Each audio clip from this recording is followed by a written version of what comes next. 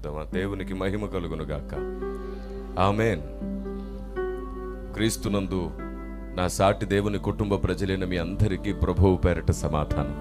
దేవుడు మీ అందరికీ తోడైయుండును గాక. ఆమేన్. నేనెవరి మధ్యలోనికైనా మొదటిసారి వెళ్తే వారికి ఓ ప్రాముఖ్యమైన విషయం పరిచయం చేయడం నాకు అలవాటు. పరిశుద్ధాత్మ దేవుడు నాకు బాధ్యతగా అప్పగించిన పనది. ఒక ప్రశ్న ద్వారా నేను ఆ సందేశాన్ని మీ మనసులో పెడతాను. మీరెప్పుడైనా మీ పట్టణంలో ఉన్నటువంటి వేరే చర్చెస్కి, వేరే మందిరాలకి వెళ్ళే విశ్వాసులను, సేవకులను చూసినప్పుడు మీరెప్పుడైనా వారు కూడా క్రీస్తునందు నా కుటుంబమే అని ఎప్పుడైనా అనుకున్నారా? మీకు ఎప్పుడైనా అలా అనిపించిందా? ఇంకొకసారి అడుగుతాను. మీ పట్టణంలో వేరే చర్చెస్కి వెళ్ళేవారు, వేరే మినిస్ట్రీ, వేరే డినామినేషన్కి సంబంధించిన విశ్వాసుల్ని, సేవకుల్ని చూసినప్పుడు మీకెప్పుడైనా షార్ప్ తగ్గించిన మీకెప్పుడైనా వారు కూడా క్రీస్తునందు నా కుటుంబమే అని ఎప్పుడైనా మీకు అనిపించిందా? చాలా తక్కువ మందికి అలా అనిపిస్తుంది కదా. ఎస్, మనకే కాదు, సార్వత్రిక సంఘానికి, అంటే ప్రపంచవ్యాప్తంగా ఉన్నటువంటి క్రైస్తవులలో 90% మందికి అలాంటి అభిప్రాయం లేదు. ఒక 10% మందికి మాత్రమే అలాంటి అభిప్రాయం ఉంది. ప్రపంచవ్యాప్తంగా నేను అంటున్నాను, ప్రపంచవ్యాప్తంగా 90% మందికి అలాంటి అభిప్రాయం లేదు. కారణం ఏమిటంటారు? క్రైస్తవుల్లో ప్రేమ లేదా, విశ్వాసం లేదా, భక్తి లేదా, మంచితనం లేదా? అన్నీ ఉన్నాయి. అయినా సరే అందరం ఒక్క కుటుంబమే అనే అభిప్రాయం ఎందుకు లేదో తెలుసా? భక్తి లేకో, ప్రేమ లేకో, మంచితనం లేకో, విశ్వాసం లేకో కాదు, అవగాహన లేక. అవగాహన లోపం. అవగాహన లేనందుచేత ఇప్పటికీ మనం అలా భావించలేకపోతున్నాం. మీ అందరికీ అవగాహన కలిగించడానికి ఒక విషయం చెప్తాను. ఒక తండ్రికి 4 పిల్లలు ఉన్నారనుకోండి, ఆ 4 ఒకలాగే ఆలోచిస్తారా? ఇదిగోండి, అవునైతే ఇలాగానండి, కాదనుకోండి ఇలాగానండి. నేను ఏది అడిగినా సరే కొందరు అలాగే ఉంటున్నారు. మీరు చెప్పండి, ఒక తండ్రికి 4 పిల్లలుంటే ఆ 4 ఒక్కలాగే ఆలోచిస్తారా? వారి ఇష్టాలు, అభిరుచులు, నమ్మకాలు ఒకలా ఉంటాయా? ఉండవు. మాట విభేదాలు, ఆస్తి తగాదాలు అన్నదమ్ముల్ని చాలాసార్లు విడదీస్తాయి. మీకు తెలుసా, వారు విడిపోయిన తర్వాత కూడా వారి బంధువులు, స్నేహితులు ఆ 4 ఒక్క కుటుంబమేనండి అంటుంటారు. విడిపోయిన తర్వాత కూడా వారిని ఒక్క కుటుంబంగా గుర్తించడానికి గల కారణం ఏమిటంటారు? ఒకటే కారణం, వారు ఒక తండ్రి పిల్లలు, ఒక తల్లి పిల్లలు. అలాగే డినామినేషన్ బట్టి, సిద్ధాంతాలను బట్టి, మినిస్ట్రీస్ని బట్టి, నాయకులను బట్టి, భేదాభిప్రాయములను బట్టి క్రైస్తవ సమాజం అనేక ముక్కలుగా కనబడుతుండవచ్చు, వేరువేరుగా కనబడుతుండవచ్చు. కానీ మనందరికీ కూడా దేవుడు ఒక్కడే. ఈ కారణం చేత మనం కూడా ఒక్క కుటుంబమే. దేవునికి మహిమ కలుగును గాక. మీరు కొంచెం గట్టిగా కూడా ఆ మాట చెప్పొచ్చు. ఆమేన్. మీకు తెలుసా, బిగ్గరగా స్తుతించడం ద్వారా లాభం ఉంది. కొంచెం ట్రిబుల్ తగ్గించిన, బిగ్గరగా స్తుతించడం ద్వారా ఒక లాభం ఉంది. మొదటి లాభం, మీరు ఎప్పుడైతే చెయ్యెత్తి బిగ్గరగా స్తుతిస్తారో, మీ పక్కనే ఉండి సిగ్గుపడుతూ స్తుతించలేని వారు చాలా మంది మీరు చెయ్యెత్తి స్తుతిస్తే మీతో కలిసి స్తుతి చేయడం అలవాటు చేసుకుంటారు. మీ స్తుతి మరొకరికి స్తుతి నేర్పిస్తుంది. రెండవది, మీకు వాక్యం అర్థమైనప్పుడు, సత్యం అర్థమైనప్పుడు, ఎవరు చెప్పకుండానే నీవు స్తుతి చేస్తూ ఉంటే సాతానుకు అర్థమవుతుంది నీకు దేవుడు అర్థమయ్యాడని. ఆమేన్. అప్పుడు వాడు నీ మీద అధికారం చేయడానికి భయపడిపోతాడు. ఎందుకో తెలుసా? ఎవరికి జ్ఞానము, సత్యము అర్థమైపోతుందో వారి మీద సాతాను అధికారం చేయడానికి భయపడతారు. వారి ముందు వాడు ఉండడానికి కూడా భయపడతాడు. ఎందుకంటే ఎవరికి దేవుని జ్ఞానం తెలుసో, ఎవరికి సత్యం తెలుసో, వారి ముందు సాతాను పప్పులేమి ఉడకవు. కాబట్టి వాడు అమాయకుల్ని పట్టుకుంటాడు, వాక్యం ఎరగని వారిని పట్టుకుంటాడు, సత్యం ఏమిటో తెలియని వారిని పట్టుకుంటాడు. వారి కుటుంబాలను గలిబిలి చేస్తాడు. మీకు తెలుసా, మీరెంత ప్రార్థనాపరులైనా సరే సాతాను మీకు భయపడకపోవచ్చు. మీరెంత అభిషక్తులైనా, మీ తల మీద ఎంత అభిషేకం ఉన్నా, ఎన్ని వరములున్నా సాతాను మీకు భయపడకపోవచ్చు. కానీ దేవుని గూర్చిన జ్ఞానం మీలో ఉంటే మాత్రం వాడు మీకు భయపడిపోతాడు. దేవుని సత్యానికి వాడు భయపడిపోతాడు. దేవునికి మహిమ కలుగును గాక. కాబట్టి మనం మొదట దేవుని సన్నిధిలో దేవుని జ్ఞానమును అడుగుదాం. మొదట మనం దేవుని సత్యమును అడుగుదాం. మొదట మనం దేవుని జ్ఞానాన్ని, సత్యమును అడిగి ఆ తర్వాతే అభిషేకాన్ని అడుగుదాం. ఆ తర్వాతే వరములను అడుగుదాం. మొదట మనకు నచ్చింది అడుగుతూ ఉంటాం మనం, ఆ తర్వాత దేవునికి నచ్చింది అడుగుతాం. ఆయన అంటాడు, మొదట నా నీతిని, ఆ తర్వాత నేను మీకు అన్ని. మనం అన్నిటిని వెతికి నీతి రాజ్యం వెతికి లోపు చనిపోతున్నాం. మన ఆత్మీయ జీవితం ఎంత బలహీనమవుతుంది అంటే, దేవుని గూర్చిన జ్ఞానము, దేవుని గూర్చిన సత్యం ఒకవేళ మనకు తెలియకపోతే పరలోక రాజ్యంలో మనం కింది వారిగా ఉండే అవకాశం ఉంది. పరలోక రాజ్యంలో మనం పైవారిగా, తలగా నియమించబడాలి అంటే తలలో ఉన్న జ్ఞానం మనలోనికి రావాలి. ఈ కారణం చేత పరిశుద్ధాత్మ దేవుని ఆలోచన నేను మీకు అందిస్తున్నాను. పరిశుద్ధాత్మ దేవుని ఉద్దేశాన్ని నేను మీ ముందు పెడుతున్నాను. దేవుని జ్ఞానము, దేవుని సత్యము మీలో ఉంటే దేవుని జీవం కూడా మీలో ప్రవేశిస్తుంది. బైబిల్ గ్రంథములో దేవుడు అనేక సంగతులు దాచిపెట్టాడు. అలా దాచిపెట్ట సంగతులు మీకు స్పష్టంగా అర్థమైతే, వాక్యంతో పాటు విప్పబడిన ఆ సంగతి మీకు అర్థమైనందుకు, విప్పబడిన సంగతితో పాటు ఉన్న దీవెనలు కూడా మీ వెంట పరిగెత్తుకొస్తాయి. Praise the Lord. బైబిల్ గ్రంథాన్ని చదవడం అంటే ఆది కాండము నుండి ప్రకటన గ్రంథం వరకున్న భక్తుల జీవిత చరిత్ర తెలుసుకుంటే సరిపోదు. వాటి వెంటున్న హెచ్చరికలు, బుద్ధి మాటలుంటే సరిపోదు. వాటి వెనకాల దేవుడు దాచిన సంగతులు కూడా మనకు తెలియాలి. బైబిల్ గ్రంథంలో భక్తుల జీవితాల వెంట కొన్ని హెచ్చరికలు మాత్రమే కాకుండా, దేవుడు పరలోక చట్టాన్ని, తన న్యాయాన్ని, తన ఆలోచన విధానాన్ని మనం గుర్తించడానికి దేవుడు ముద్ర వేశాడు. ఉదాహరణకి నేను ఒక ఇద్దరిని మీకు పరిచయం చేస్తాను. బైబిల్ గ్రంథంలో మీకు తెలుసా, మనం మన పసితనం నుండి చాలా విషయాలని స్పష్టంగా గుర్తించలేక సండే స్కూల్ నుంచి ఏది వింటామో చివరి వరకు దాన్నే మనసులో ఉంచుకుంటాం. మీకు అర్థమవుతుందా? ఉదాహరణకి గిద్యోను గురించి మాట్లాడతాను. గిద్యోను అనగానే మనం ప్రారంభం నుంచి విన్న విషయం ఏమిటంటే, పిరికివాడు గిద్యోను అని విన్నాం. అవునా? నేను మీకు అదే చెప్పాను. అవును అనుకోండి, ఇలాగనండి. అప్పుడు మీకు అర్థమవుతుందని నాకు అర్థమవుతుంది. అప్పుడు ఇంకా అర్థమయ్యేటట్లు నేను మీతో మాట్లాడగలుగుతాను. గిద్యోనును పిరికివాడిగా క్రైస్తవుడు గుర్తించాడు.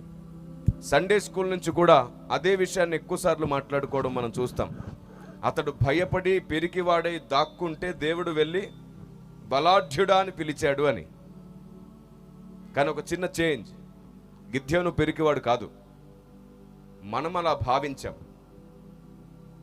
దాక్కుంటే పిరికివాడు అని మనం అనుకున్నాం. కానీ అక్కడి సందర్భాన్ని సరిగ్గా మీరు గమనిస్తే, గిద్యోను ధైర్యం కలిగి ఒక్కడే ఒంటరిగా ఉన్నాడు.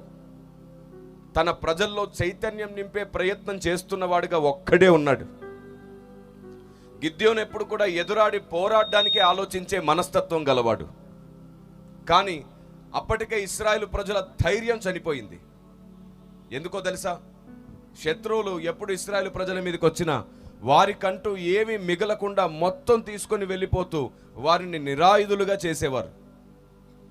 గొర్రెలను, మేకలను, ఒంట్లను ఏవి ఉంచేవారు కాదు. చివరికి ఆహార ధాన్యాన్ని కూడా తీసుకెళ్ళిపోయేవారు. మీరు 6వ అధ్యాయాన్ని సరిగ్గా చదివితే మీకు ఆ విషయాలన్నీ తెలుస్తాయి. ఎవరు కూడా ముందుకొచ్చి ధైర్యం చేసేవారు కాదు పోరాటం చేయడానికి. ఎందుకంటే వారి దగ్గర ఏ ఆయుధం లేదు, చంపబడతారనే భయం. అలాంటి పరిస్థితిలో గిద్యోను ఉన్నాడు. కానీ గిద్యోను ఎప్పుడు పిరికివాడుగా ఉండలేదు. చాలా మంది యవనస్తుని పురికొల్పుతాడు గిద్యోను, పెద్దలను పురికొల్పుతాడు. ఇది మన హక్కు, మనం పోరాడదాం అంటాడు. కానీ ఎంత ప్రయత్నించినా సరే గిద్యోను ఒంటరిగానే ఉన్నాడు. కానీ గిద్యోను వెంట ఎప్పుడు సైన్యం లేదు. గిద్యోను ఎంత ధైర్యవంతుడంటే, వారి దగ్గర నుండి ధాన్యము, ఆహారము సమస్తాన్ని తీసుకొని వెళ్ళినటువంటి వారి దగ్గరికి ఒంటరిగానే వెళ్ళి గోధుమలను తీసుకొని ప్రజలకు పంచిపెట్టేటువంటి ధైర్యం గలవాడు. అలాంటి గిద్యోన్ని పిరికివాడు అని పరిచయం చేసుకుంది క్రైస్తవ సమాజం. అవును, మనమందరం ఒక కుటుంబమే కదా. ముందు మనమేం ఆలోచిస్తున్నామో నేర్చుకుందాం. మీరు సరిగ్గా చూడండి, న్యాయాధిపతుల గ్రంథం 6వ అధ్యాయం.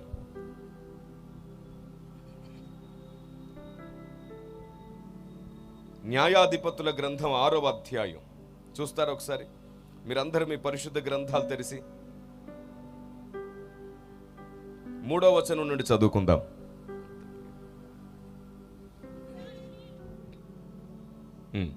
ఒకరు మైక్ తీసుకుంటారా ప్లీజ్? ఫాస్ట్ గా మైక్ ఇస్తారా నాకు ఒకసారి? Praise the lord. ఇది ఇచ్చేయండి. రైట్, ఇది ఓకే, పర్వాలేదు, ఈ చదవండి.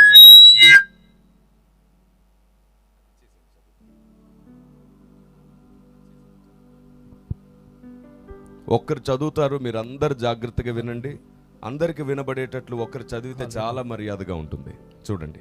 ఇశ్రాయేలీయులు విత్తనములు విత్తిన తరువాత మిద్యానీయులను అమాలేకీయులను తూర్పున నుండి వారును తమ పశువులను గుడారములను తీసుకొని మిడతల దండంత విస్తారముగా వారి మీదకి వచ్చి వారి ఎదుట దిగి గాజాకు పోవునంత దూరము భూమి పంటను పాడు చేసి ఒక గొర్రెను గాని ఎద్దును గాని గాడిదను గాని జీవన సాధనమైన మరి దేనిని గాని ఇశ్రాయేలీయులకు ఉండనీయలేదు.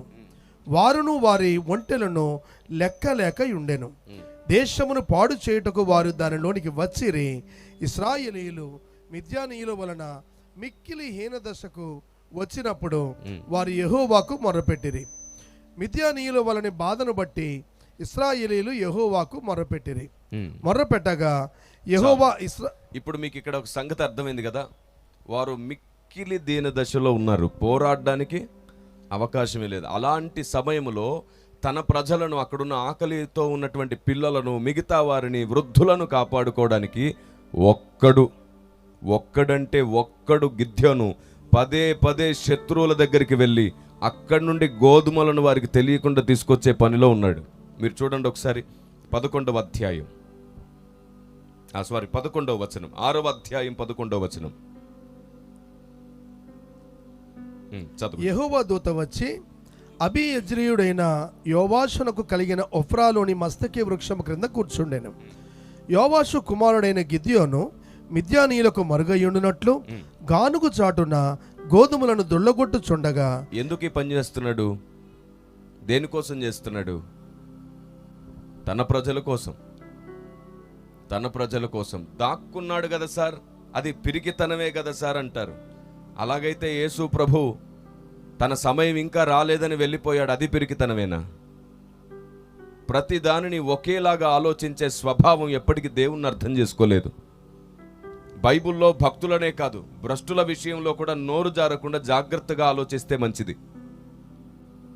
భక్తుల విషయంలోనే కాదు, ఈవెన్ దో భ్రష్టుల విషయంలో కూడా ఒక కామెంట్ చేసే ముందు, ఒక వ్యాఖ్యానం చేసుకునే ముందు జాగ్రత్త పడితే మంచిది.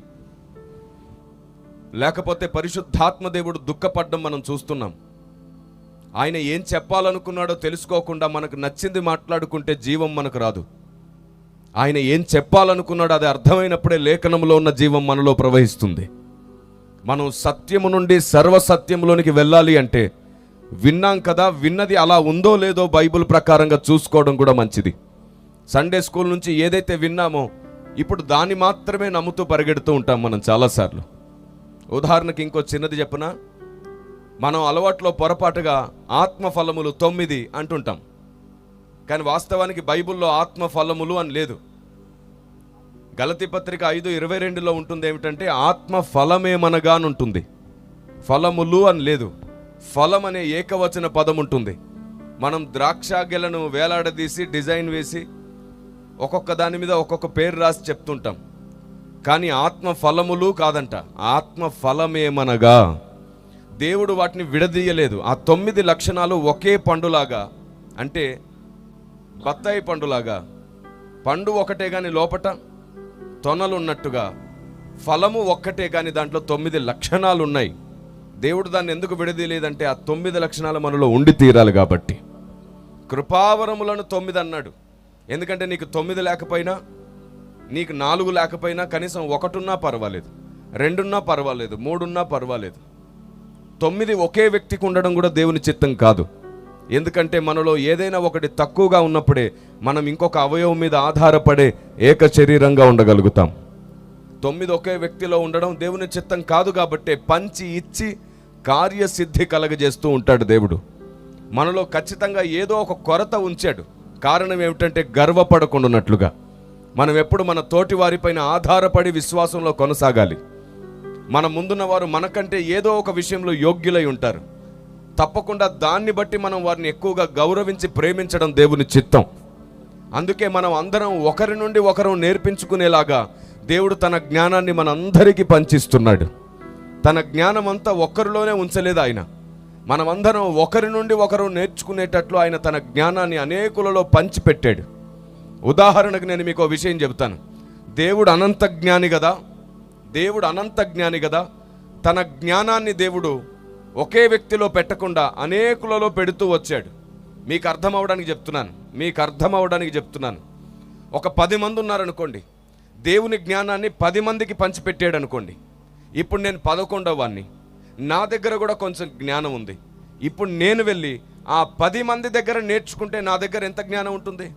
ఎన్ని రకాలు? నాతో కలిపి 11 రకాలు దేవుని గూర్చిన జ్ఞానం నా దగ్గర ఉంటుంది. కానీ ఆ 10 మంది ఎవరి దగ్గర నేర్చుకోవట్లేదు. తమ దగ్గర ఉన్న దాన్ని బట్టి మాత్రమే వాళ్ళు అతిశయిస్తున్నారు అనుకోండి. ఇప్పుడు వారి దగ్గర ఒక్కొక్కటే మిగులుతుంది. కానీ వారు అనుభవజ్ఞులు, జ్ఞానం గలవారు, సంపన్నులు, అభిషక్తులు, ప్రార్థనాపరులు, గొప్ప యోగ్యులు కూడాను.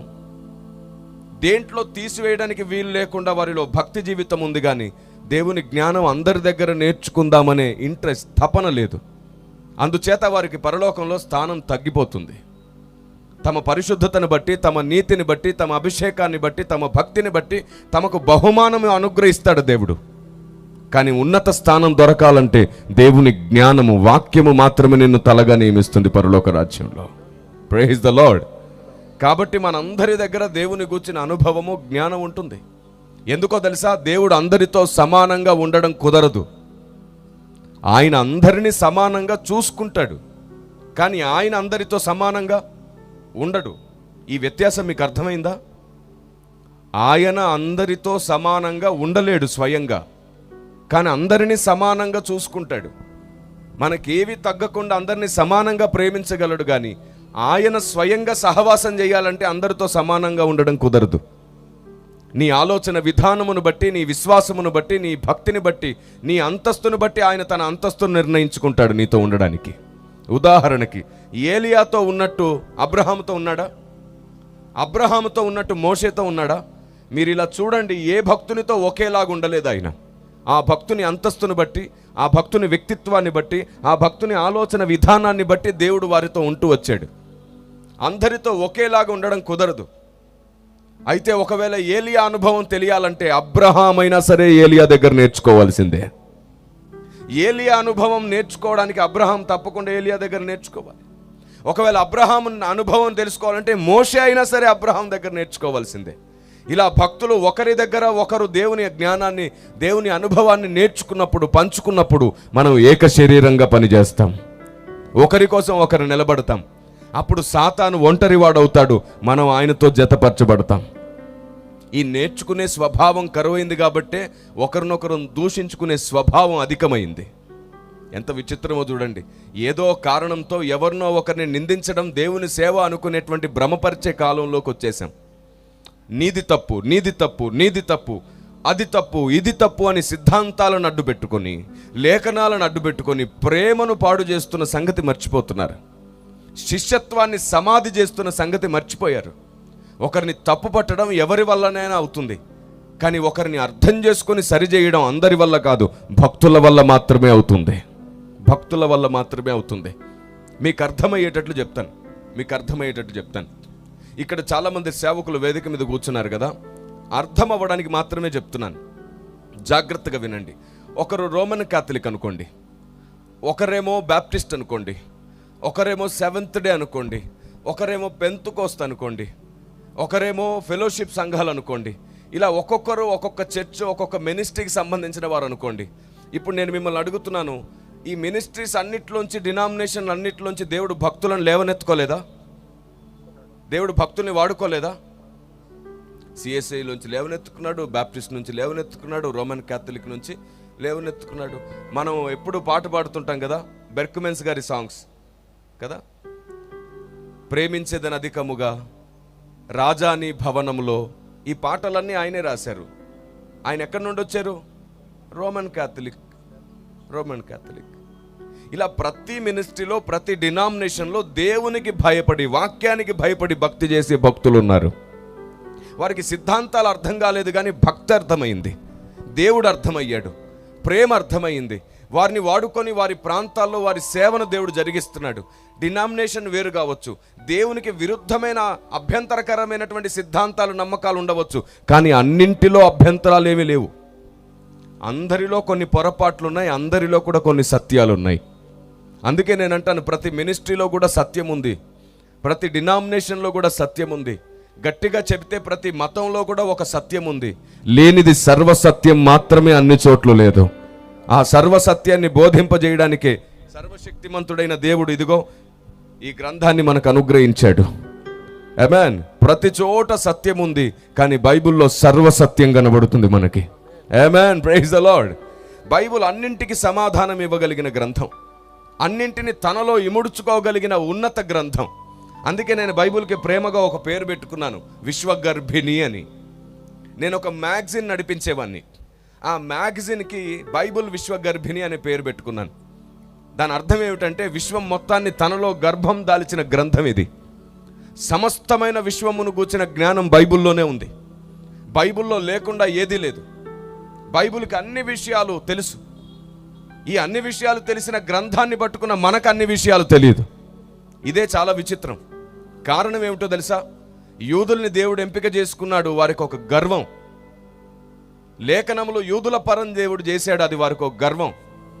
గర్వము చేత జ్ఞానాన్ని గుర్తించలేకపోయారు కాబట్టి, జ్ఞానమై ఉన్నవాడు దిగి వచ్చినా సరే వారు ప్రత్యక్షత పొందలేకపోయారు. అవును, నాశనం ముందు నిలబడితే గర్వంలోన నాట్యమాడుతూ ఉంటుంది. అవును, అంతే కదా. నాశనానికి ముందు గర్వపడ్డం భక్తుని లక్షణం కాదు, అతిశయపడ్డం భక్తుని లక్షణం. గర్వానికి అతిశయానికి చాలా డిఫరెన్స్ ఉంటుంది. ఉద్దేశాలు మార్చుకొని ఉంటాం మనం. మన ఉద్దేశాల్లో తగ్గింపు ఉంటుంది, మన పనిలో రోషం ఉంటుంది. దాన్ని గర్వం అనరు, బాధ్యత, కర్తవ్యం అంటుంటారు.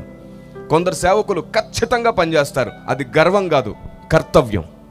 కానీ వారిని పర్సనల్గా గలవండి, వారు చిన్న పిల్లల లాంటి మనస్తత్వం కలిగి ఉంటారు.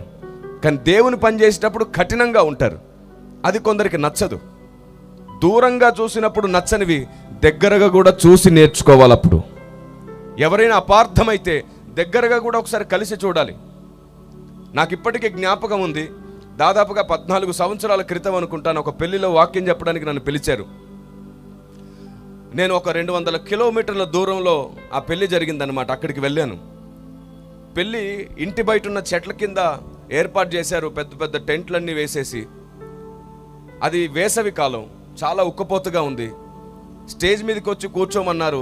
లైటింగ్స్ అన్నీ ఉండడం వల్ల చాలా ఉక్కపోతగా ఉండడంతో నేను కిందే కూర్చుంటాను, చెట్టు కింద. వాక్యం చెప్పేటప్పుడు పిలవండి చాలు అన్నాను. ఆ చెట్టు కింద దాదాపుగా 15 నుండి 20 మంది వరకు కూర్చొని ఉన్నారు. నేను ఖాళీగా ఉన్న ఒక చైర్లో వెళ్ళి కూర్చొని ఉన్నాను. నా పక్కన ఒక అతను అటువైపు ఉన్న వ్యక్తితో గుసగుసలాడుతున్నారు. ఆ గుసగుసలో 10 సార్లు కిరణ్ పాల్ అని వినబడింది. నాకు ఆతృత ఎక్కువైంది. ఏం మాట్లాడుతున్నాడు ఈయన, పైగా నా పేరు ఎందుకు వినబడుతుంది అని.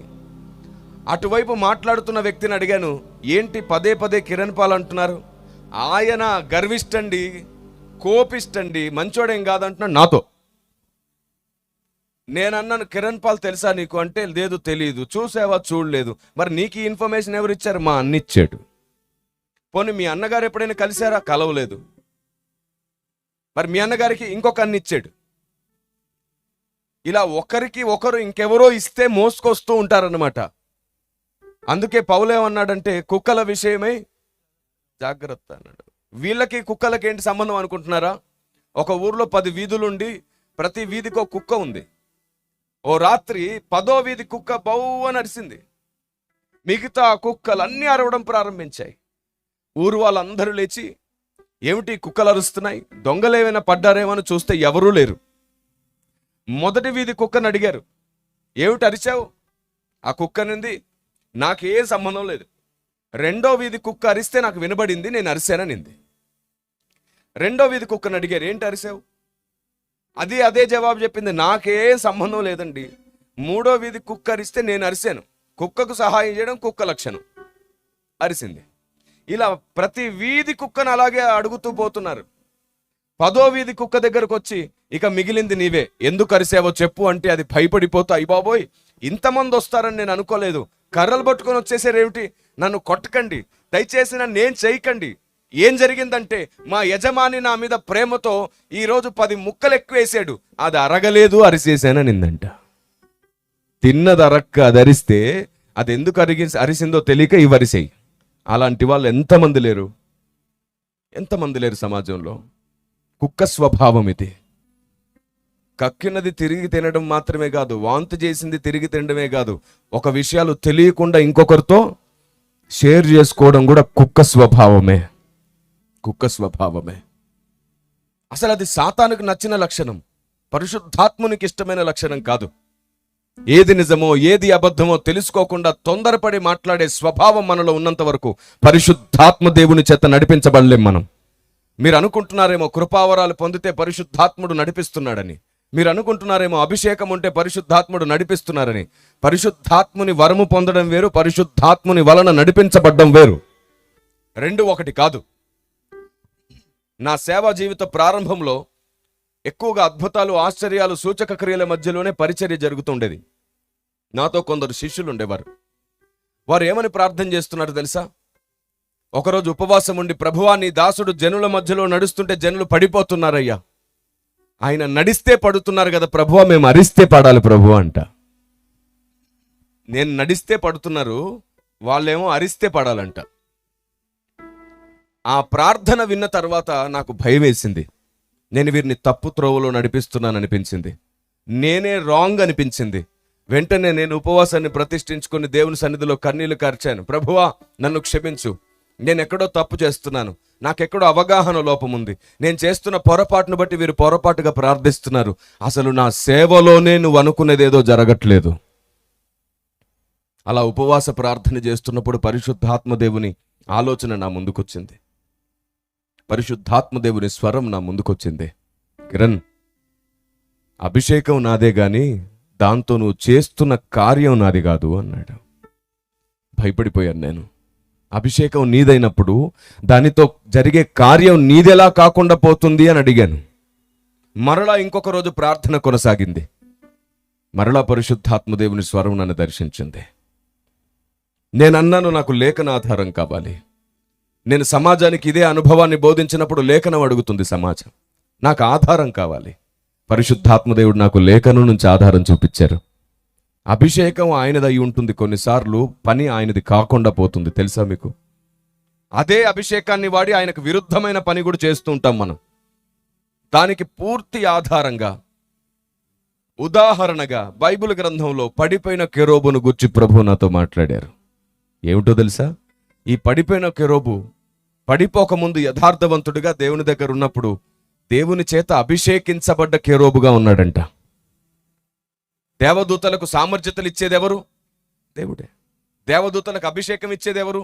దేవుడే. దేవదూతలకు అధికారాలు ఇచ్చేదెవరు? దేవదూతలకు ఆయుధాలు ఇచ్చేదెవరు? దేవదూతలు స్వయంగా ఏవి కలిగి లేవు. ఏదైనా సరే దేవుడిస్తే తప్ప ఎవరికి కలగదు. పడిపోయిన కెరూబు తన మీదున్న అభిషేకం, తనకున్న సామర్థ్యతను బట్టి గర్వించాడు కదా. సరే, ఇప్పుడు చెప్పండి, వాడు పడిపోయిన తర్వాత, వాడి ఆలోచన విధానం అంతా పాడైపోయిన తర్వాత, దేవునికి విరుద్ధంగా వాడు ఆలోచిస్తున్న తర్వాత, అదే అభిషేకాన్ని, అదే సామర్థ్యతను మంచికి వాడుతున్నాడా, చెడుకు వాడుతున్నాడా? మంచికి వాడుతున్నాడా, చెడుకా? మరి అతనిలో ఉన్న సామర్థ్యత ఎవరిచ్చింది? అభిషేకం ఎవరిచ్చింది? అధికారం ఎవరిచ్చింది? ఇప్పుడు వాడు చేస్తున్న చమత్కారాలన్నీ కూడా వాటిని వాడుకొనే చేస్తున్నాడు. దేవునికి అనుకూలమా, విరుద్ధమా వాడు? ఇప్పుడు చెప్పండి, అభిషేకం ఎవరిది? వాడు చేసే పనులన్నీ దేవునికి విరుద్ధమైనవి. అప్పుడు అర్థమైంది, ఒక వ్యక్తి ఎలా ఆలోచిస్తాడో ఆలోచన విధానమును బట్టి అభిషేకం దేవుని చిత్తానికి అనుకూలంగా పనిచేస్తుంది. నీ ఆలోచన విధానం సరిగ్గా లేకపోతే దేవుడు నీకు ఇచ్చిన వరాన్ని, అభిషేకాన్ని కూడా దేవునికి విరుద్ధంగా వాడేస్తావు, తప్పుగా వాడేస్తావు. దీని గురించిన అవగాహన లేదు మనకి. ఆయన ఇచ్చాడు కాబట్టి అభిషేకం అదే పని చేస్తుంది అనుకుంటాం. నీ అవగాహన సరిగ్గా లేకపోతే, నీ ఆలోచన సరిగ్గా లేకపోతే నీ తల మీద ఉన్న అభిషేకాన్ని కూడా నువ్వు తప్పుగా వాడతావు.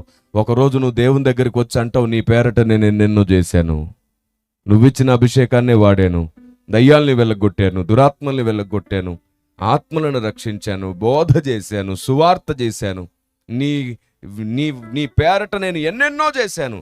ఆయన ఒక్క మాట అంటాడంట, అసలు నువ్వెవరో నాకు తెలీదు. అయ్యా, నీవిచ్చిన శక్తే, నీవిచ్చిన వరమే కావచ్చు, కానీ నువ్వెవరో నాకు తెలీదు. ఎందుకంటే నువ్వు నా నియమానికి విరుద్ధంగా చేశావు. క్రమము కానిది ఏదైనా అక్రమమే, క్రమము కానిది ఏదైనా అక్రమమే. అందుకే అక్రమము చేయువారులారా పొండి అన్నాడు. మనకి ఏదైనా గొప్పగా అనిపిస్తే దేవునికి నచ్చుతుంది అనుకుంటాం. దేవుని సూత్రం ఏమిటో తెలుసా? నీకు గొప్పగా అనిపించిందల్లా ఆయనకు గొప్పది కాదు. ఆయనకి ఏది నచ్చుతుందో అది నీకు గొప్పది అనిపించాలి. అప్పుడు నీ భక్తి ఎదుగుతుంది. దేవునికి స్తోత్రం కలుగును గాక.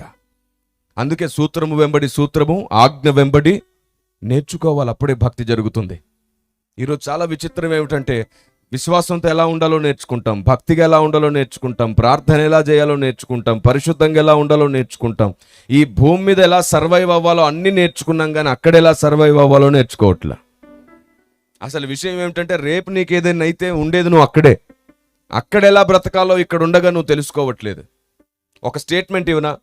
ఇక్కడే బ్రతకాలనుకున్న ఎవ్వరు అక్కడ బ్రతకరు, కానీ అక్కడే బ్రతకాలనుకోండి ఇక్కడ కూడా బ్రతికి సాధించేలాగా చేస్తాడు దేవుడు. కొంచెం గట్టిగా స్తుతి చేయొచ్చు కదా. నేను మళ్ళీ చెప్తున్నాను, మీరు బిగ్గరగా స్తుతి చేస్తే దురాత్మ పారిపోయే అవకాశం ఉంటుంది. ఖచ్చితంగా జరుగుతుంది. ఎందుకంటే అందరం కలిసి స్తుతి చేస్తున్నప్పుడు, వాక్యం అర్థమైనప్పుడు, స్తుతి చేసినప్పుడే వాడికి భయం కలుగుతుంది. మీరు బిగ్గరగా స్తుతిస్తే మీ పక్కన వాళ్ళు కూడా స్తుతిస్తారు. నీ స్తుతి మరొకరికి స్తుతి నేర్పిస్తుంది. స్తుతి చేయడానికి సిగ్గుపడకండి. తండ్రిని స్తుతించడానికి సిగ్గుపడే కుమారుడు ఎలా అవుతాడు? ఆయన్ని గణపరచడానికి మనం సిగ్గుపడద్దు. శక్తి లోపం లేకుండా స్తుతి చేద్దాం. ఇది అల్లరి కాదు, ఆర్భాటం, ఆనందం. ఆమేన్. ఇది అల్లరి కాదు, ఆయన్ని గణపరచడానికి చేసే ప్రయత్నం. ఇది అల్లరి కాదు. ప్రతిదాన్ని ఒకే వైపు చూస్తూ ఉంటాం, ప్రతిదాన్ని ఒకే కట్టాన కట్టి మాట్లాడుతూ ఉంటాం. లేదు, ఏది అల్లరో, ఏది కాదో, ఏది జ్ఞానమో, ఏది అజ్ఞానమో, ఏది వెలుగో, ఏది చీకటో అన్నిటినీ గుర్తించాలి మనం. మీకు ఉదాహరణకు చెప్తాను. మనం చిన్నతనం నుంచి విని విని విని కొన్నిటిని అలాగే గుర్తుంచుకున్నాం. ఒకటి, కుందేలు తాబేలు పరిగెట్టడం ప్రారంభించాయి. ఏది గెలిచింది? తాబేలు గెలిచింది. మీరు చెప్పండి, ప్రాక్టికల్గా ఎప్పటికైనా అది సాధ్యమవుతుందా? సాధ్యమా? ఒక పాఠం నేర్చుకోవడానికి ఆ కథ బాగుంది, కానీ నిజం ఎప్పుడు అలా ఉండదు. ఏ తాబేలు ఏ కుందేలుని గెలవదు. ఎందుకంటే కుందేలు పరిగెత్తడం ప్రారంభిస్తే ఒక నిమిషానికి కనీసం 1 కిలోమీటర్ కంటే ఎక్కువ పరిగెడుతుంది. అంత వేగంగా వెళ్తుంది అడవి కుందేలు. లేదు, నార్మల్గా పరిగెత్తే కుందేలు అయినా సరే అది పరిగెత్తడం ప్రారంభిస్తే ఆగకుండా 1 నిమిషంలోనే చాలా దూరం వెళ్తుంది అది. అలా వెళ్ళిపోయిన కుందేలు 1 కిలోమీటర్ పరిగెత్తిన 1 నిమిషంలో అది అక్కడ గంట పడుకున్నా సరే ఈ తాబేలు 2 గంటలు పడుకున్న తాబేలు కిలోమీటరు, ఇది 2 కునుకులు కునికి ఆ తర్వాత మళ్ళీ ఇంకో 10 కిలోమీటర్లు పరిగెడుతుంది. కుందేలుకున్న సామర్థ్యత ముందు తాబేలు గెలవడం. కానీ ఒక పాఠం నేర్పించడానికి పెద్దలు దాన్ని కావ్య రూపం దాల్చేటట్లు చేశారు. నీకున్న శక్తిని బట్టి నువ్వు గర్వపడితే, ఎదుటివానిలో ఉన్న బలహీనతను బట్టి నువ్వు వాడిని చులకన చేస్తే, ఏదో ఒక రోజు వాడు నిన్ను గెలుస్తాడు అని చెప్పడానికి పాఠం బాగుంది, కానీ వాస్తవమైతే అది కాదు కదా. సో పాఠాన్ని కూడా నేర్చుకుందాం, వాస్తవాన్ని కూడా గుర్తిద్దాం, అదే గుడ్డితనంలో లేకుండా. ఎందుకంటే మనం లోకానికి వెలుగై ఉండవలసినటువంటి ప్రజలం. ఏది నిజమో ఏది అబద్ధమో తెలుసుకోకుండా, మనవారు ఏది చెప్తే అది గుడ్డిగా నమ్మకుండా, పౌలు బోధ చేస్తేనే అతడు చెప్పిన వాళ్ళగా ఉన్నవో లేవోనని పరిశీలించిన బెరియా సంఘం ప్రశంసించబడింది. అలాంటి సంఘంగా మీరు తయారవ్వాలి. అందుకే భక్తి జీవితం ఎప్పుడైనా సరే పై రూపంలో లేదు, అందుకే నేను ఎప్పుడు అంటాను, ఆశీర్వాదాలు దీవెనల కొరకు మందిరానికి రావద్దు. మనమే ఆశీర్వాదంగా మారిపోవాలని మందిరానికి రావాలి. దేవునికి స్తోత్రం కలుగునుగాక. ఆశీర్వాదాలు దీవెనల వెంట మనం కాదు, మన వెంటే ఆశీర్వాదాలు రావాలి. భక్తుడు అన్నాడు కదా, కృపాక్షేమములు నా వెంట వచ్చును. మనం వాటి వెంట పరిగెడుతున్నాం కదా. భక్తి తిరకాస్తులో జరుగుతుంది, అవగాహన లోపంలో భక్తి కొనసాగుతుంది. అందుకే నేను చెప్తున్నాను, మనకున్న అభిషేక సామర్థ్యతలను బట్టో, దర్శనాలు కృపావరములను బట్టో, వీటిని బట్టి అతిశయపడకండి. ఒకరోజు తప్పకుండా అది నిన్ను తప్పుదారిలోకి నడిపించే అవకాశం ఉంటుంది. కానీ దేవుని జ్ఞానాన్ని సరిగ్గా పట్టుకుంటే నువ్వు ఖచ్చితంగా చివరి వరకు సరి అయిన మార్గంలో నడుచుకోగలుగుతావు. దేవుని ఆజ్ఞ, దేవుని సత్యము, దేవుని ఆలోచన విధానం మాత్రమే మనం ఆయన చిత్తం నెరవేర్చేటట్లు చేస్తుంది. ఈ కారణం చేత మీకు అభిషేక సామర్థ్యతలు ఉంటే ఉండవచ్చుగాక, సంఘ క్షేమాభివృద్ధి కొరకు మీరు వాడబడుదురుగాక. కానీ సత్యాన్ని, జ్ఞానాన్ని కూడా కలిగి నడుచుకుంటే మంచిది. మీరు చెప్పండి, డినామినేషన్లు బట్టి దేవుడు పరలోకంలోనికి పిలుస్తాడా? అన్ని డినామినేషన్ల వాళ్ళు పరలోకం రాబోతున్నారు. అన్ని డినామినేషన్ల నుంచి వస్తారు, అన్ని మినిస్ట్రీస్ నుంచి వస్తారు. యేసు ప్రభుని తృణీకరించకపోతే చాలు. ఏసే నా దేవుడిని నమ్మిన ప్రతి ఒక్కరు వస్తారు. సిద్ధాంతములను బట్టి పరలోకం కాదు. సత్య పునాదిని నమ్ముట వలన నీ అంతస్తు నిర్ణయించబడుతుంది పరలోకంలో. Praise the lord. అర్థమయ్యేటట్లు చెప్తాను, చాలా డిప్లొమాటిక్గా ఉండే విషయాలు, కానీ సంఘానికి అర్జెంటుగా తెలియాల్సిన విషయాలు ఇవి. త్వరగా తెలియాల్సిన సంగతులు మీకు అర్థమయ్యేటట్టు చెప్తాను, సరిగ్గా ఆలోచించండి. పరలోక రాజ్యంలో అందరూ ఒకే చోట ఉండం. పరలోక రాజ్యంలో మహిమ ఉంది, అధిక మహిమ కూడా ఉంది. అవును, పరలోక రాజ్యంలో అందరూ ఒక చోట ఉండరు. మన అవయవాలు అన్నిటికీ ఒకే విలువ ఉందా? పౌలు భక్తుడు అన్నాడు, ప్రతి అవయవం దాని విలువ కలిగి ఉందని కదా. ఇప్పుడు నేను మీరు నన్ను ఎదుర్కొని ప్రైజ్ ది లార్డ్ అన్నా చేయగలుపుతున్నప్పుడు, నేను చేయగలపకుండా కాలు కలిపితే బాగుంటుందా? అస్సలు బాగోదు. ఎందుకు బాగోదు? కాలు నేనే, చెయ్యి నేనే కదా. కావచ్చు, కానీ దాని విలువ వేరు, దీని విలువ. చెయ్యి తగిలితే పెద్దగా ఫీల్ అవ్వరు, కాలు తగిలితే ఫీల్ అయిపోతారు. కాబట్టి మన అవయవాల్లో ప్రతిదానికి దాని విలువ ఉంది. అప్పు చేసినప్పుడు ఏం చెప్తాం? సహజంగా ఒక డైలాగ్ ఎప్పుడు నోట్లో ఉంటుంది కదా, నా తల. అసలు నీ తల ఎవరు పెట్టుకుంటారు, ఏం చేసుకుంటారు? కానీ దాని విలువ అంత గొప్పదని చెప్పడానికి, నా తల తాకట్టు పెట్టైనా నీ అప్పు తీరుస్తాను. కాబట్టి అవయవాల్లో ఒక్కొక్క దానికి ఒక్కొక్క విలువ ఉన్నట్టు మనం వేరు వేరు అవయవాలైనప్పటికీ ఏక శరీరం అయి ఉన్నాం. కానీ ఎలాంటి విలువైన అవయవంగా నువ్వు ఉన్నావు అనేది చాలా ఇంపార్టెంట్ భూమి మీద. నువ్వు ఒకవేళ తల లాంటి అవయవం అయితే అధిక మహిమలో ఉంటావు, కాళ్ళ లాంటి అవయవంగా ఉంటే కింది స్థాయిలో ఉంటావు. మహిమ ఉంది, అధిక మహిమ కూడా ఉంది పరలోక రాజ్యంలో. అది నీ నీతి క్రియలను బట్టి నిర్ణయించబడేది కాదు. నీతి క్రియల వలన బహుమానం దొరుకుతుంది, దేవునికి దగ్గరగా ఉండగలుగుతావు. కానీ దేవుణ్ణి తెలుసుకునే దాన్ని బట్టి నీ అంతస్తు ఉంటుంది. నీ డినామినేషన్ నీకు పరలోకం రావడానికి అడ్డు కాదు, కానీ నువ్వు సత్యం నమ్మావు అన్న దాన్ని బట్టి నీ అంతస్తు పైన ఉంటుంది. కాబట్టి ఆ డినామినేషన్, ఈ డినామినేషన్ అని కొట్టుకోవడం మానేసి సత్యం చెప్పుకోవడం, సత్యం నేర్పించుకోవడం ప్రారంభిస్తే మనం పరిశుద్ధాత్మ సంబంధులం అవుతాం, ఆత్మదేవుని సైన్యం అయిపోతాం. అప్పుడు సంఘము సైన్యమైపోతుంది. వ్యూహిత సైన్య సమభీకర రూపిణి అని. ఈ వ్యత్యాసాలు కలిగించింది సాతాను. మతాల మధ్యలో విభేదాలు కలిగించింది సాతాను. అల్లరికి కర్త సాతాను. డినామినేషన్లు మనల్ని వేరు చేయలేవు. చివరికి బైబిల్ గ్రంథంలో ఇంకో మాట ఉంది తెలుసా? దేవదూతలు కూడా మనల్ని క్రీస్తుకు వేరు చేయాలనుకుంటున్నారంట. ఎప్పుడైనా విన్నారా ఈ మాట? కిరణ్ పాల్ గారు, దేవదూతలు క్రీస్తుకు వేరు చేయడం ఏమిటండి అంటారా? అందుకే మనం బైబిల్ని మనకు నచ్చినట్టుగా కాకుండా దేవుడు చెప్పినట్లుగా చదివితే చాలా విషయాలు అర్థమవుతాయి. క్రీస్తు ప్రేమకు మనల్ని ఎవరు ఎడబాపలేరని పౌలు చెబుతూ ఆ వరుసలో అంటారు, దేవదూతలైనను అంటాడు. అంటే ఎడబాపే ప్రయత్నంలో ఎవరు కూడా ఉన్నారు? అవును, దేవదూతలు మనల్ని ఎందుకు దేవునికి వేరు చేస్తున్నారు ఎప్పుడైనా ఆలోచించారా? చాలా గొప్ప సంగతి అది. అది తెలుసుకొని ఉండి తీరాల్సిన సంగతి. అప్పుడు ఇంకా వ్యూహాత్మకంగా మనం ఈ భూమి మీద పోరాటం చేయగలుగుతాం. అవును, ఎన్నో సంగతులు బైబిల్ గ్రంథంలో ఉన్నాయి, వాటిని మనం గమనించట్లేదు, వాటిని మనం గుర్తించట్లేదు.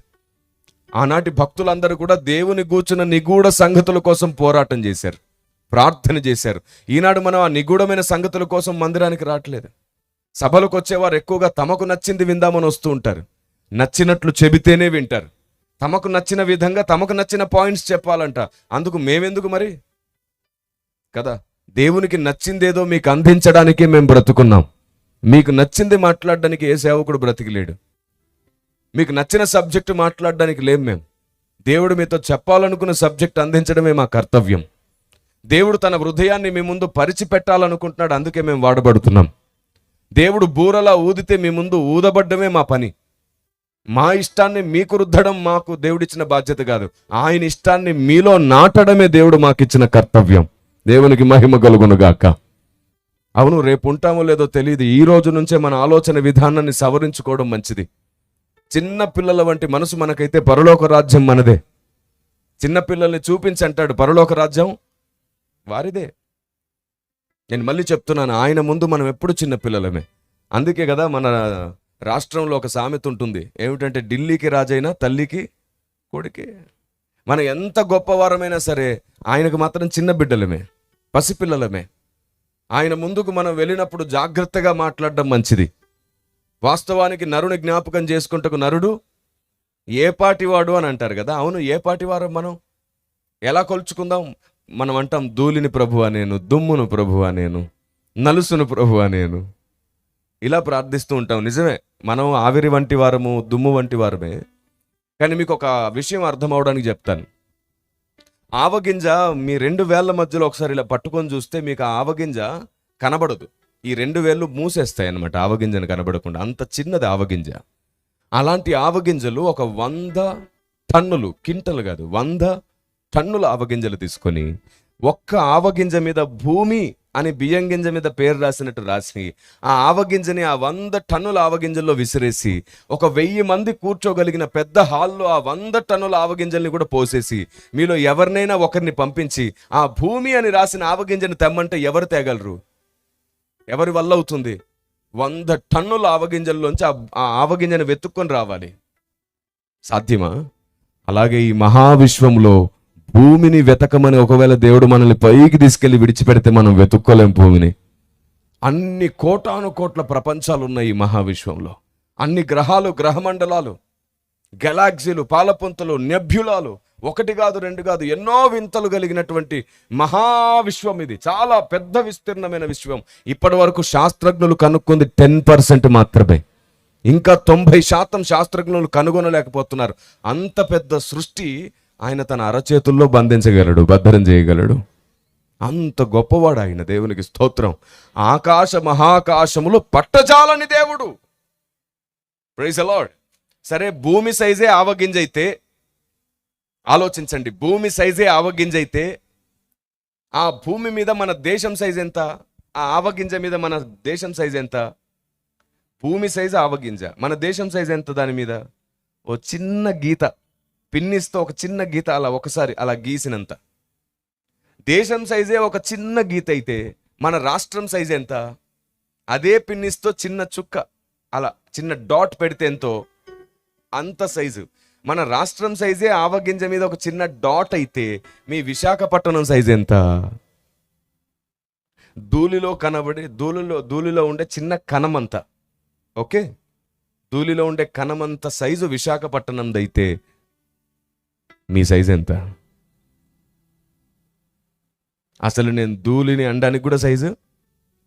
ఇప్పుడు చెప్పండి, నరుని జ్ఞాపకం చేసుకుంటూ నరుడు అసలు సైజే లేనివాడిని ఆయన ఏమంటున్నాడు తెలుసా? నాకు నీ హృదయంలో స్థానం ఇవ్వు, నాకు నచ్చింది నీ హృదయంలో ఉండనివ్వు, ఒకరోజు నేను నిన్ను నా పక్కన కూర్చొని పెట్టుకుని అంతస్తుకు తీసుకొస్తాను. Praise the lord. యోగ్యత లేని వాడికి యోగ్యత వచ్చేది ఆయన్ని చేర్చుకున్నప్పుడు మాత్రమే. Praise the lord. మనం 0. ఈ 0 పక్కన ఆయన వచ్చి నిలబడ్డాడు కాబట్టే ఈ 0కు విలువ వచ్చింది కదా.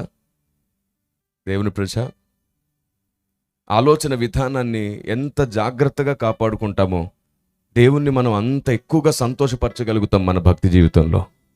మనకు దేవుడు అర్థమయ్యాడనేది అబద్ధం. దేవుడు ఇంకా అర్థం కాలేదు మనకి. దేవుడు అర్థమై ఉంటే ఆయనకు నచ్చిందేదో దాన్ని మనం ఎక్కువ మాట్లాడుకుంటాం. దేవుడు అర్థమై ఉంటే ఆయనకు నచ్చింది ఎక్కువ చేస్తాం. మనం ఆయనకు నచ్చింది, మనకు నచ్చింది ఆయనకు నచ్చింది అనుకుంటున్నాం. కానీ ఆయన ఈ చివరి దినాల్లో ఏం చేయాలనుకున్నాడో అది ఇంకా మనకు అర్థం కాలేదు. దానిని కూడా నేను ఒకసారి మీతో మాట్లాడతాను ఇప్పుడు. మెట్టుకు ఒకటి మాత్రం నిజం, పరలోక రాజ్యంలో అందరూ ఒక దగ్గర ఉండరు. ఒక మాట అడుగుతాను, నాకు చెప్పండి, మీకు దేవుని మనసులో చోటు కావాలా, పరలోకంలో చోటు కావాలా? కొందరు ఆలోచిస్తున్నారు, ఇదేమిటి రెండు ఒకటే కదా, రెండింటిని సపరేట్ చేస్తాడేమిటి కిరణ్ పాల్ గారు? రెండు ఒకటి కాదు. పరలోకంలో చోటు సంపాదించుకుంటే నీ భక్తిని బట్టి, నీ అంతస్తుని బట్టి ఎక్కడో చోటు ఉంటావు. కానీ దేవుని మనసులో చోటు సంపాదించుకుంటే పరలోకంలో నువ్వు ఏ మూలనున్నా పిలిచి మరి పక్కన కూర్చుండబెట్టుకుంటాడు ఆయన. దేవునికి మహిమ కలుగును గాక. ఆయన మనసులో చోటు సంపాదించుకుందాం మనం. ఆయన మనసులో చోటు సంపాదించుకోవడానికి మనం ప్రతిరోజు నేర్చుకోవాలి, ప్రతిరోజు మార్చుకోవాలి. గడిచిన 16 సంవత్సరాలుగా నేను ఈ స్లోగన్ మాట్లాడుతూనే ఉన్నాను. ప్రతిరోజు నేర్చుకుందాం, ప్రతిరోజు మార్చుకుందాం. అప్పుడు మనం భక్తులమైపోతాం. నేర్చుకునేవాడు ఎప్పుడు భ్రష్టుడు కాడు, మార్చుకునేవాడు ఎప్పుడు భ్రష్టుడు కాడు. కానీ ఒకటి నిజం, మనలో మనం అందరం ఎప్పుడు సంపూర్ణం కాము. ఈ భూమి మీద మనలో ఏదో ఒకటి మిగిలిపోతుంది. ఆ మిగిలిపోయిన దాన్ని క్రీస్తు సంపూర్ణం చేస్తాడు. Praise the lord. మనం పరలోకానికి వెళ్ళినప్పుడు కూడా ఎక్కడో కొరత ఉంటుంది మనకి. ఆ కొరతను ఆయన పూర్తి చేస్తాడు. అవును, మనం దేవుడు కాదు కదా, మనం దేవుడు కాదు కదా. మనలో ఎప్పుడు ఏదో లోపం ఉంటుంది. పౌలు నేను ఇంకా సంపూర్ణయ్యానని అనుకోవట్లేదు అన్నాడు. పౌలే అలాంటి ఒక స్టేట్మెంట్ ఇస్తే మనం ఏ పాటి మనుషులం? మనం గర్వపడిపోతాం. కొంచెం అభిషేకం ఉంటే చాలు నన్ను మించిన వాళ్ళు లేడు అనుకుంటాం. లేదు, అసలు దేవుని దృష్టికి అది లెక్కలోనే లేదు. అసలు మనం అతిశయించడానికి ఒకటే ఒక కారణం. ఇర్మియా 9:24 అంటాడు, అతిశయించువాడు దేనిని బట్టి అతిశయింపవలననగా భూమి మీద కృప చూపుచు నీతి న్యాయములు జరిగించుచున్న యెహోవాను నేనే అని గ్రహించి నన్ను పరిశీలనగా తెలుసుకొనుటను బట్టియే అతిశయింపవలెను. అట్టి వాటిలో ఆనందించువాడనని యెహోవా సెలవిస్తున్నాడు. ఆయన్ని పరిశీలనగా తెలుసుకుంటేనే అతిశయించాలి మనం. ఆయన ఎంత ఎక్కువ అర్థమైతే అంత ఎక్కువగా అతిశయించవచ్చు మనం.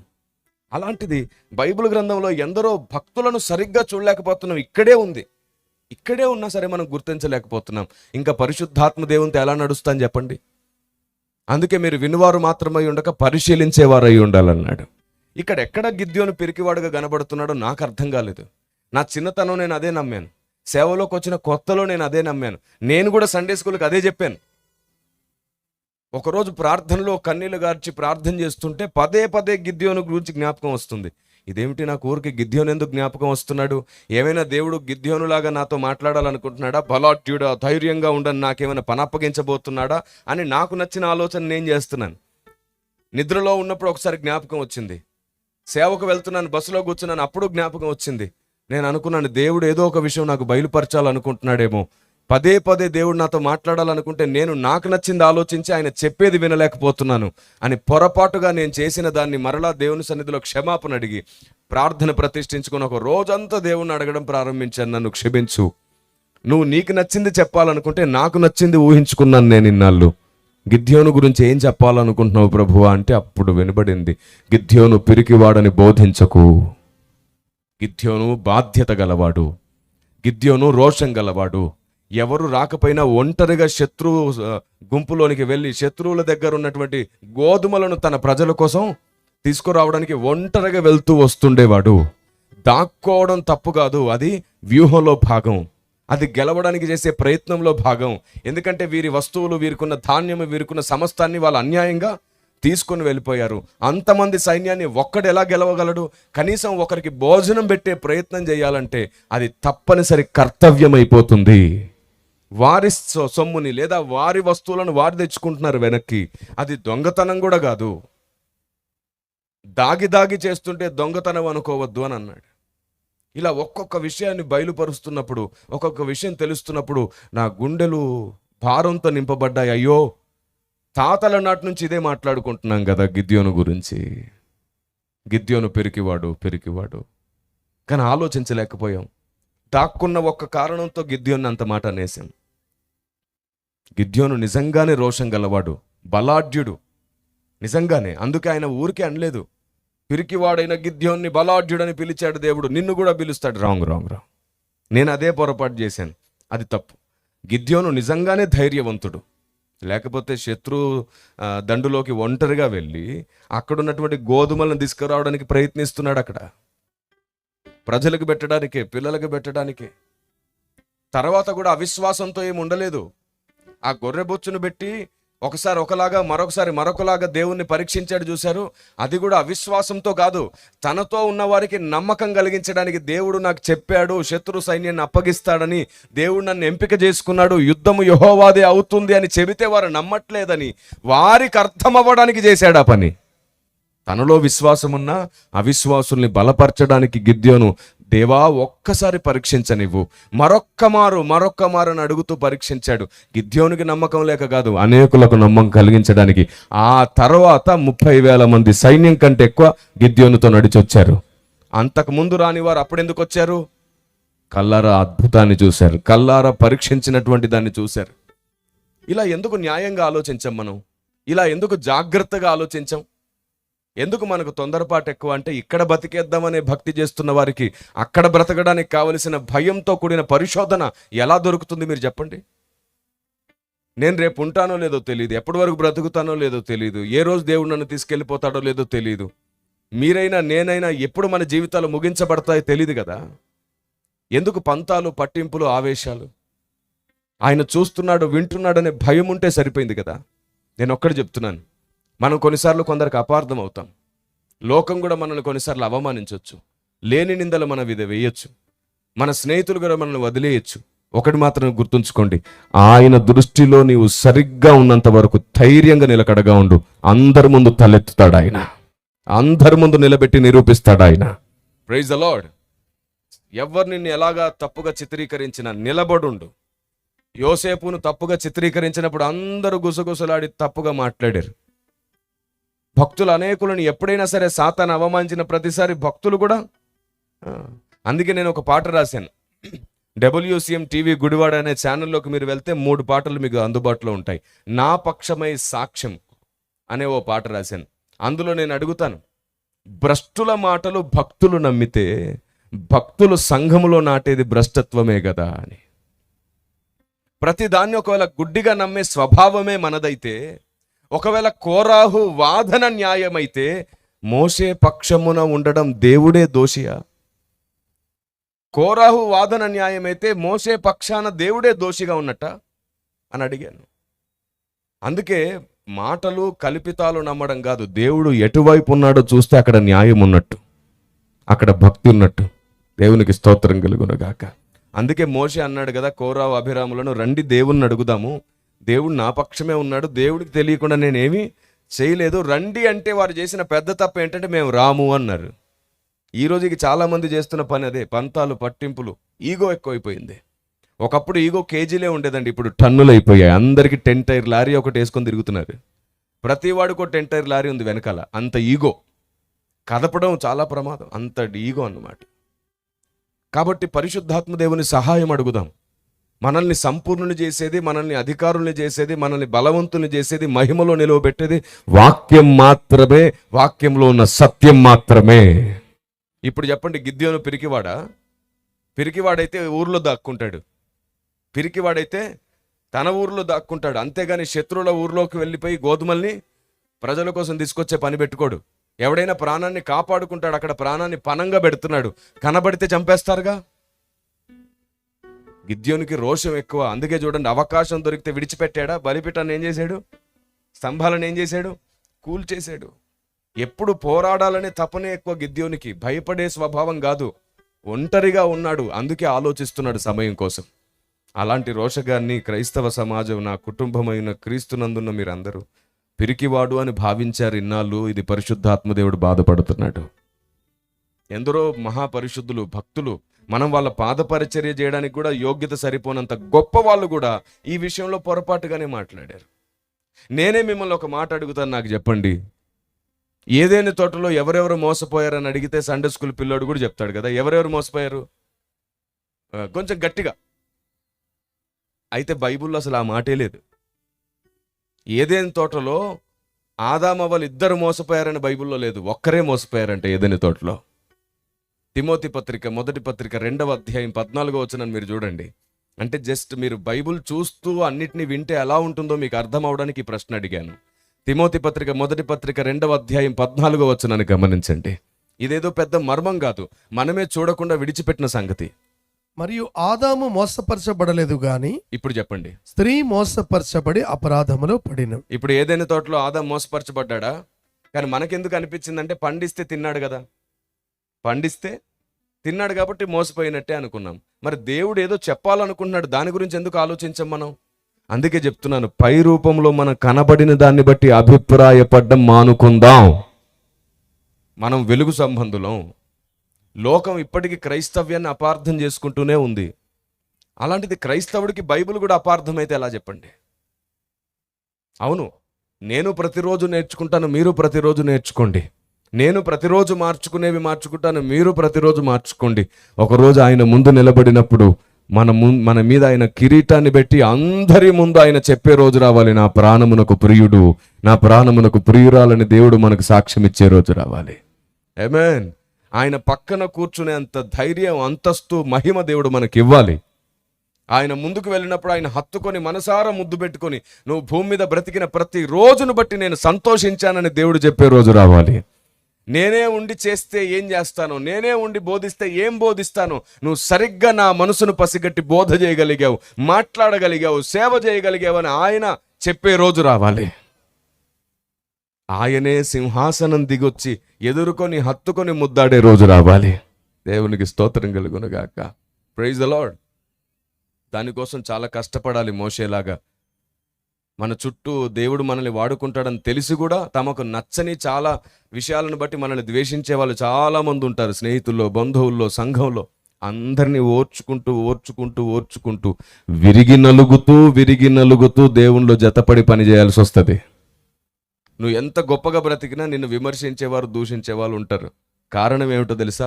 నువ్వు మండే దీపం అవ్వడానికి ఆ శోధన నీకు ఉంటుంది. అలాగా నీ యోగ్యత పెంచడానికి అవన్నీ అలా ఉంటాయి.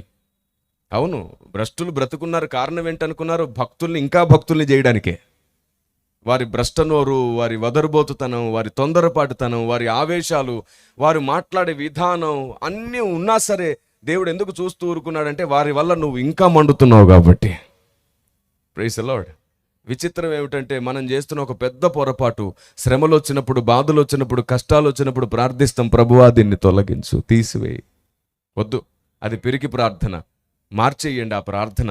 ప్రభువా దాన్ని తొలగించు కాదు, ఇక మీదట ప్రభువా దాన్ని ఎదిరించే శక్తి నాకు ఇవ్వు అని అడగండి. దాన్ని గెలిచే శక్తి నాకు ఇవ్వండి అని అడగండి. మనం పిరికి వారమై శ్రమను తొలగించమని అడగడం నేర్చుకుంటే శ్రమతో పోరాడలేం. అప్పుడు మనం వీరులము కాలేం, సైనికులం కాలేం. బైబిల్ సెలవిస్తుంది ఏమిటో తెలుసా? 8వ అధ్యాయం 17వ వచనం రోమాపత్రికలో అనుకుంటాను, అక్కడ అంటాడు, క్రీస్తుతో కూడా శ్రమ పడిన ఎడలా మనం క్రీస్తుతోడి వారసులము అని అంటాడు. క్రీస్తుతో శ్రమ పడితేనే వారసులమంట, సుఖపడితే కాదు. సేవకులమైన మాకు దేవుడిస్తున్నది సుఖము కాదు, ఆయన పనిలో సౌఖ్యం మాత్రమే. సౌఖ్యం మాత్రమే. దేవుడు మాకు ఇస్తున్న కంఫర్ట్ అంతా కూడా సుఖమేమి లేదు, అంతా సౌఖ్యమే. మీకు అర్థమయ్యేటట్టు చెప్తాను. గడిచిన 12 సంవత్సరాలు దాటి ఇది 13వ సంవత్సరం. ఇన్ని సంవత్సరాల్లో టైంకి నేను నిద్రపోయింది లేదు, టైంకి పడుకున్నది లేదు, టైంకి తిన్నది లేదు. రాత్రంతా ప్రయాణాల్లోనే ఉంటాను. నిన్నటి రోజు కూడా వేరొక చోట వాక్యం బోధించి అక్కడ 12 గంటలకు బయలుదేరి తెల్లవారంతా ప్రయాణం చేస్తూ వచ్చాను నేను. దీన్ని సుఖం అంటారా? 12-13 సంవత్సరాల నుంచి సమయానికి నిద్ర లేక, సమయానికి భోజనం లేక, ఆరోగ్యం పాడవుతున్నా పట్టించుకోక, భయంకరమైన జ్వరం ఉన్న రోజుల్లో కూడా సభల్లో నిలబడి 2 గంటలు 3 గంటలు దేవుని పరిచర్యను జరిగించి మరలా అదే జ్వరంతో తిరిగి ప్రయాణాలు చేసిన రోజులు ఉన్నాయి. ఇంత భీకరమైనటువంటి పోరులో కుటుంబంతో సమయం గడపడానికి లేదు, పిల్లలతో సమయం గడపడానికి లేదు. ఆర్థిక సమస్యలు ఉంటాయి, అనారోగ్య పరిస్థితులు ఉంటాయి, నమ్మక ద్రోహులు ఉంటారు. పరిస్థితులన్నిటినీ తారుమారు చేస్తుంటాడు సాతాను. వాటన్నిటిని ఎదుర్కోవడానికి ఛాలెంజెస్ ఉంటాయి. ఇవేవైనా సుఖం అంటారా? దీన్ని సౌఖ్యం. పరిచర్య పెరుగుతున్న కొద్దీ పరిచర్య కోసం దేవుడిస్తున్న సౌఖ్యం మాత్రమే కానీ సుఖము కాదు. ఎవరైనా ఒక వ్యక్తి అనేకమైన వాటిని సంపాదించుకొని గొప్పవాడైపోతే అతనికి ఏమిటండి అని అంటారు. ఒకసారి అతనితో వారం రోజులు తిరిగి చూడు, తర్వాత ఇంకొకసారి అంటావు అతను గొప్పవాడండి అని. ఎంత చెట్టుకు అంతే గాలి ఉంటుంది, ఎప్పుడు మర్చిపోవద్దు. నా పిల్లలు చాలాసార్లు మా ఆవిడని అడిగారంట, మమ్మీ డాడీ ఎప్పుడు మాతో సమయం గడుపుతాడు అని. ఇంతకుముందే మా కూతురు మాట్లాడుతుంది, రేపు నాకు సెలవు, నేను విశాఖపట్నం మీటింగ్కి వచ్చేయినా అని అడుగుతుంది. సరిగ్గా 10 సంవత్సరాలు ఉంటాయి. వచ్చేస్తాను, నేను మీటింగ్లో మీతో ఉంటాను, నేను మిమ్మల్ని మిస్ అవుతున్నాను, కనీసం ఇలాగైనా డాడీతో టైం గడపొచ్చు కదా అంట. చిన్న సమయం దొరికినా సరే డాడీతో టైం గడపాలి. డాడీ ఏమో ఒక దగ్గర ఉండడు. ఏమండి, రీసెంట్గా నా పుట్టినరోజు సందర్భంగా నా కూతురు కొడుకు ఇద్దరు కూడా నాకు ఒక గిఫ్ట్ ఇచ్చారు. ఒక పాటని నాకు బహుమానంగా ఇచ్చారు. మేము చాలా స్తుతించాను దేవుణ్ణి, పిల్లలకి ఇంత గొప్ప ఆలోచన ఇచ్చినందుకు అని. అందులో వారు చెప్తారు, డాడీ మీరు ఎంతో కష్టపడతారు, మాకు సమయం గడపడానికి కుదరదు, కానీ రాత్రులు మీరు మా దగ్గరకు వచ్చి మేము పడుకున్నప్పుడు మా నుదుటి మీద ముద్దు పెట్టి కొద్దిసేపు మమ్మల్ని కదిపి వెళ్తారు కదా, హౌ స్వీట్ డాడీ అని చెప్పి ఆ జ్ఞాపకాలని వారు తలుచుకొని ఒక పాట పాడారు. నాకు మాట ఇచ్చారు, మా గురించి నీకే ఆలోచన ఉందో డాడీ దాన్ని పూర్తి చేస్తాం ఖచ్చితంగా అని. నాకు అప్పుడు అనిపించింది, నేను నా చిన్నతనంలో తల్లిదండ్రుల ప్రేమ పొందలేకపోయాను, నా పిల్లలకి ఏమి ఇవ్వలేకపోతున్నాను. చెప్పండి, దీన్ని సుఖం అంటారా? కలిగున్న ధనము, ధాన్యము, సౌకర్యము, క్షేమము, కార్లు, బిల్డింగ్స్ ఇవన్నీ కూడా సౌకర్యం మాత్రమే, పరిచర్య కోసం కలుగుతున్న సౌకర్యం. సుఖం ఎక్కడుందో చెప్పండి? సుఖమేమీ లేదు. కాబట్టి దేవుని ప్రజ, కనబడుతున్న దాన్ని బట్టి ఎప్పుడు అంచనా వేయొద్దు. అనుభవం కలిగినప్పుడే ప్రతి దాని గూర్చిన అవగాహన వస్తుంది. అందుకే బైబిల్లో ఏముందో తెలుసా? సత్యమును గూర్చిన అనుభవ జ్ఞానం కలిగి మనం ఉండాలని దేవుడు కోరుకుంటున్నాడంట. సత్యమును గూర్చిన అనుభవ జ్ఞానం మనకు కావాలి. దేవుని చిత్తం ఏమిటో తెలుసుకోవడం చాలా ఇంపార్టెంట్. ఇప్పటి వరకు భక్తి సాధనను గూర్చినటువంటి ముఖ్యమైన విషయాలు మీతో పంచుకున్నాను. ఇప్పుడు లోకం క్రైస్తవ్యాన్ని అపార్థం చేసుకున్న ఆ విషయాన్ని కూడా నేను మీతో పంచుకుంటాను. మీకు తెలుసా, భారతదేశం క్రైస్తవ్యాన్ని అపార్థం చేసుకుంది. తిరిగి భారతదేశానికి క్రైస్తవ్యాన్ని అపార్థం చేసుకున్న క్రైస్తవ్యాన్ని అర్థమయ్యేటట్లు చేద్దాం మనం. దేవునికి స్తోత్రం కలుగునుగాక. Praise the lord. ఎస్, భారతదేశం క్రైస్తవ్యాన్ని అపార్థం చేసుకుంది. అపార్థం చేసుకున్నటువంటి క్రైస్తవ్యాన్ని తిరిగి భారతదేశానికి అర్థమయ్యేటట్లు చేయాల్సిన బాధ్యత మనది. ఏంటంటే ఆ సౌండ్ చాలాసేపటి నుంచి వస్తుంది, విన్నారా? అపార్థమైన క్రైస్తవ్యాన్ని తిరిగి అర్థమయ్యేటట్లు చేయాల్సిన బాధ్యత మన మీద ఉంది. ఎక్కడెక్కడ అపార్థమయ్యాం మనం? అసలు అపార్థం అవడానికి కారణం ఏమిటి? ఒక్కటి చెప్తాను. చాలా చోట్ల పల్లెల్లోకి వెళ్ళి లేదంటే సిటీలోకి వెళ్ళి చర్చ్ కట్టుకోవాలి, మాకు స్థలం కావాలి అంటే 90% మంది ఇవ్వడానికి ఇష్టపడట్లా. కారణం ఏమిటో తెలుసా? బాబోయ్ మీరు హారన్లు పెడతారు, సౌండ్లు పెడతారు, తట్టుకోలేమో అని అంటున్నారు. భీమవరంలో మేము పరిచర్య చేస్తున్నాం గడిచిన 9 సంవత్సరాలుగా. దాదాపుగా 5 సంవత్సరాలు మాకు అక్కడ ఎలాంటి స్థలం దొరకలేదు. భీమవరంలో గుడివాడ నుండి 70 కిలోమీటర్ల ప్రయాణం చేసి పరిచర్య చేస్తుంటాం అక్కడ. దాదాపుగా 6-7 సంవత్సరాల తర్వాత ఒక్క ప్లేస్, అది కూడా ఊరికి బయట రైల్వే ట్రాక్ పక్కన దొరికింది మాకు. ఇప్పుడు అక్కడ ఒక పెద్ద ఆరాధన స్థలాన్ని సిద్ధపరిచి అక్కడ ఆరాధన చేస్తున్నాం. ఈ 5-6 సంవత్సరాలు అక్కడ స్థలం దొరక్కపోయేసరికి నేను చాలా వేదన పడ్డాను. ఎందుకు దొరకట్లా? స్థలం ఉంది, రెడీగా ఉంది, కానీ చర్చ్ అనగానే ఇవ్వట్లా. నాకు అప్పుడు అర్థమైంది, మనం ఈ విషయంలో అభ్యంతరపడుతున్నాం, అభ్యంతరాలు కలిగిస్తున్నాం. ఏమిటంటే చర్చెస్ మీద హార్న్స్ పెట్టడం తప్పు, లోపట ఆరాధన బయటికి వినబడ్డం తప్పు, లోపట ప్రసంగం బయటకు వినబడ్డం తప్పు. సంఘంకి ఇచ్చే హెచ్చరిక లోకానికి అక్కర్లేదు, లోకానికి సువార్త మాత్రమే కావాలి. 5 గంటలకు హారన్ మోగుతూ ఉంటుంది, మనం దాంట్లో ఏడ్ చేస్తుంటాం, ప్రార్థనలు చేస్తూ ఉంటాం, మొరపెడుతుంటాం. భారతదేశానికి ఉదయం ఏడుపులు వింటే ఇష్టం ఉండదు. ఉదయం వాళ్ళకు సుప్రభాతం వినబడాలి, శుభం వినబడాలి, మంచి మాటలు వినబడాలి. ఏమిట్రా ఈ ఏడుపని వాళ్ళు బాధపడతారు. అందరికీ రక్షణ ఇవ్వ ప్రభు అని మనం ఏడుస్తాం. మన ఏడుపు వారికి అర్థం కాదు, వారి బాధ మనకు అర్థం కాదు. చర్చెస్ మీద హారన్ పెట్టడం తప్పు. ఒకవేళ హారన్ పెడితే సువార్త చెప్పేటప్పుడే ఆన్ చేయడం రైట్. కానీ ప్రతిదానికి మనం దాన్ని వాడుకోవడం ద్వారా మనకు తెలియకుండానే మన ఇంటి పక్కనో లేదా చర్చ్ పక్కనో క్రీస్తుని ఎరగని వాళ్ళు ఉంటే వాళ్ళకి అభ్యంతరాన్ని కలిగిస్తుంటాం, మనకు తెలీదు. ఒకరోజు నాకు స్వయంగా నేను ఒక చర్చిలో ఉపవాస ప్రార్థనలో వాక్యం చెప్పడానికి వెళ్ళాను. అప్పుడు జరిగింది ఏమిటో తెలుసా? ఉపవాస ప్రార్థన భయంకరమైనటువంటి స్తుతి జరుగుతుంది. 4 వైపులా వినబడేటట్లు పైన హారన్స్ ఉన్నాయి. దాదాపుగా 800 మంది పైనే కూర్చొని ఉన్నారు. చాలా పెద్ద చర్చ్ అది. ఆ హారన్స్ చుట్టూ వినబడిపోతున్నాయి. ఒక పెద్ద ఆయన వచ్చేసి ఆ డోర్ దగ్గర నిలబడి పాస్టర్ గారికి సైగ చేస్తున్నాడు. ఆయన కొద్దిసేపటికి ఆయన పిలిచాడు, ఏంటి అని అడిగాడు. కొంచెం సౌండ్ తగ్గిస్తారా సార్?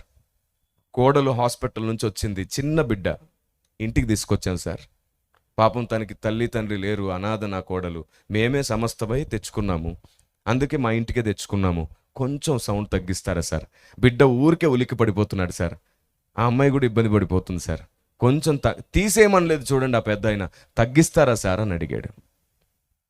ఈ పెద్ద ఆయన కొంచెం పరిశుద్ధుడు అనమాట. ఏమనేసాడు తెలుసా ఆయన సేవకుడు? వెళ్ళు, మీ పెళ్ళిళ్ళు, మీ ఫంక్షన్లు, మీ పూజలు అయినప్పుడు మీరు సినిమా పాటలు పెట్టి పెద్ద పెద్దగా చేస్తే మేమేమైనా అన్నామా? ఇవి వింటే మీకు ఆశీర్వాదం, ఇది వింటే మీ దురాత్మలు పారిపోతాయి, ఇది వింటే మీకు ధన్యత వస్తుంది, వెళ్ళు దేవుని మాటలు వెళ్ళు అని పంపించాడు. ఆయన కోపం వచ్చి వెళ్ళిపోయి 40 మందిని వేసుకుని వచ్చాడు ఒక గంటకి. 4 పైకి ఎక్కి ఆ 4 బాకాలను తీసి విరిచి అతని కాళ్ళ దగ్గర పడి వార్నింగ్ ఇచ్చారు. ఇన్నాళ్ళు ఏదో నీకు నువ్వు చేసుకుంటున్నావు అనుకున్నావు, ఇంత కష్టం చెప్పినా అర్థం చేసుకోలేకపోతున్నావు, నువ్వేం సేవకుడివి, నీ దేవుడేం దేవుడు, నీ భక్తి ఏం భక్తి, ఇంకొకసారి హారన్ పెడితే ఇప్పుడు హారన్లు విరిగే, రేపు నీ కాళ్ళు ఇరుగుతాయి అన్నారు. నేను స్టేజ్ మీదే ఉన్నా, చూస్తా ఉన్నా, గెస్ట్ స్పీకర్కి వెళ్ళాను కదా, నన్నే ఉన్నా అంటాడేమోనని, నువ్వైనా చెప్పడం చేత కదా అని అంటాడేమోని, కానీ నేను వానికి ఏమీ కనబడలా, కూర్చొని ఉన్నాను సైలెన్స్గా, మొత్తం గమనిస్తూ ఉన్నాను. అప్పుడు నేను ఇంకా అన్నిటినీ గ్రహిస్తున్నాను, తెలుసుకుంటున్నాను, నేర్చుకుంటున్నాను అనుభవపూర్వకంగా. ఇప్పుడు చెప్పండి, ఈ చర్చెస్ మీద పెట్టే హారన్ వల్ల నష్టమా లాభమా? లాభం ఉంది 1%, నష్టం ఉంది 99%. లాభం ఏమిటి? ఒక సాక్ష్యం విన్నాం, ఒక సేవకుడు దాంట్లో పాట పాడుతుంటే, ఒక అభిషక్తుడు పాట పాడుతుంటే, రైల్వే ట్రాక్ మీద నడుచుకుంటూ వెళ్తూ చనిపోదాం అనుకున్నవాడు అది విని బ్రతికాడంట. మరి ప్రతి ఊరు పక్కన రైల్వే ట్రాక్ ఉందా? మరి ప్రతి చోట హారన్ పెడుతున్నాం మనం. చనిపోయే వారిని కాపాడాలనుకుంటే ఫిలిప్పులాగా కూడా దేవుడు పంపిస్తాడు, పరిగెత్తుకుంటూ వెళ్ళి కూడా కాపాడతారు. నా దేవుడు శక్తిమంతుడు, దేవునికి స్తోత్రం కలుగునుగాక. ఆ ఒక్కరిద్దరం కోసం 1000 మందిని మనం పోగొట్టుకోవద్దు. ఇది ఎందుకు చెప్తున్నానంటే అందరికీ ఈజీగా అర్థమయ్యే విషయం. ఇలాంటివి ఎన్నో మిస్టేక్స్ మన ద్వారా జరుగుతున్నాయి, అందుకే లోకం ఇప్పటికీ మనల్ని అపార్థం చేసుకుంటుంది. పౌలు యూదులు అతని సువార్తను అపార్థం చేసుకుంటారని చెప్పి సున్నతిని నిషేధించిన పౌలే శిష్యులకు సున్నతి చేయించాడు. ఎందుకంటే సున్నతి పొందుట యందు ఏమీ లేదు, పొందకపోవట యందు, కానీ ఈ కారణంతో సువార్త అడ్డగించబడకూడదు అనుకున్నాడు. ఆచారాలు సాంప్రదాయాల కంటే కూడా సువార్తకు దేవునికి ఎక్కువ విలువిచ్చినవాడు పౌలు భక్తుడు. దేవునికి మహిమ కలుగునుగాక. ఇంకా లోకం మనల్ని అపార్థం చేసుకున్న ఇంకొక విషయం కూడా నేను మీకు పరిచయం చేస్తాను. ఒకసారి ఒక పూజారి గారు నాతో అన్నారు, కిరణ్ పాల్ గారు, యేసుప్రభుని నమ్ముకుంటే మా పెళ్లిళ్లకు, మా చావులకు, మా ఫంక్షన్లకు రాకూడదటండి, నిజమేనా? మీ బైబిల్లో అలా ఉందా అని అడిగాడు. మీరు చెప్పండి, బైబిల్లో క్రైస్తవుడు యేసుప్రభుని నమ్మని వాళ్ళ పెళ్లిళ్లకు, చావులకు, ఫంక్షన్లకు వెళ్ళకూడదని ఉందా? క్రైస్తవుడికి అలాంటి ఆజ్ఞ ఒక్కటైనా ఉందా? అది యూదుల ఆజ్ఞ, అది యూదుల సాంప్రదాయం, అది యూదుల పద్ధతి. యూదులు ఎవరితో కలవరు, ఎవరిని తమలో కలవనివ్వరు. మనం యూదులమా? కాదు. క్రీస్తు యూదులలో నుండే వచ్చాడు, కానీ మనం క్రీస్తు నుండి వచ్చిన వారం. మనం యూదులం కాదు, మనం క్రైస్తవులం. గట్టిగా చెప్పొచ్చు కదా, ప్రైజ్ ద లార్డ్. మనం యూదులం కాదు, మనం క్రైస్తవులం. మనకు యూదుల కర్మకాండతో ఎలాంటి సంబంధం లేదు, యూదుల ఆచార సాంప్రదాయాలతో మనకు ఎలాంటి సంబంధం. పౌలు క్రైస్తవుడికి ఎలాంటి ఆచార సాంప్రదాయాలు ఇవ్వలేదు, కర్తవ్యాలు, బాధ్యతలు మాత్రమే ఇవ్వడం జరిగింది. మనకున్నవి ఆచార సాంప్రదాయాలు కాదు, కర్తవ్యాలు, బాధ్యతలు మాత్రమే. నా దగ్గర బాప్తిజం తీసుకున్న ఒక పెద్ద ఆవిడ తన చనిపోయే లోపు బైబిల్ని 40 సార్లు చదివేసింది. చనిపోయింది, మంచి భక్తి చేసింది. చనిపోయిన తర్వాత ఆమెను సమాధి చేయాల్సిన పరిస్థితి వచ్చినప్పుడు తన 2 కొడుకులు ఇంకా ప్రభుని నమ్ముకోలే, ఒక్క కొడుకే నమ్ముకున్నాడు. ఆ 2 కొడుకులు ఏమన్నారంటే, మా తల్లిని మా సాంప్రదాయం ప్రకారంగా సమాధి చేస్తామని అన్నారు. వాళ్ళ చిన్న కొడుకు నా దగ్గరకు వచ్చేసి, ఏమండి, మనమైతే దేవుని నమ్ముకున్నాం, వారు నమ్ముకోలేదు, ఏం చేద్దాము?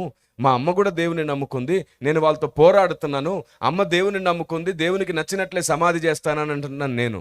లేదు అమ్మను మాకు నచ్చినట్లు చేస్తామంటున్నారంట అన్నలు. ఏం చెయ్యాలని అడిగారు. వాళ్ళ అన్నలు అడిగారంట, మీ పాస్టర్ గారిని ఒకసారి అడుగు, ఆయన ఏమంటాడో అన్నారంట. నా దగ్గరకు వచ్చారు.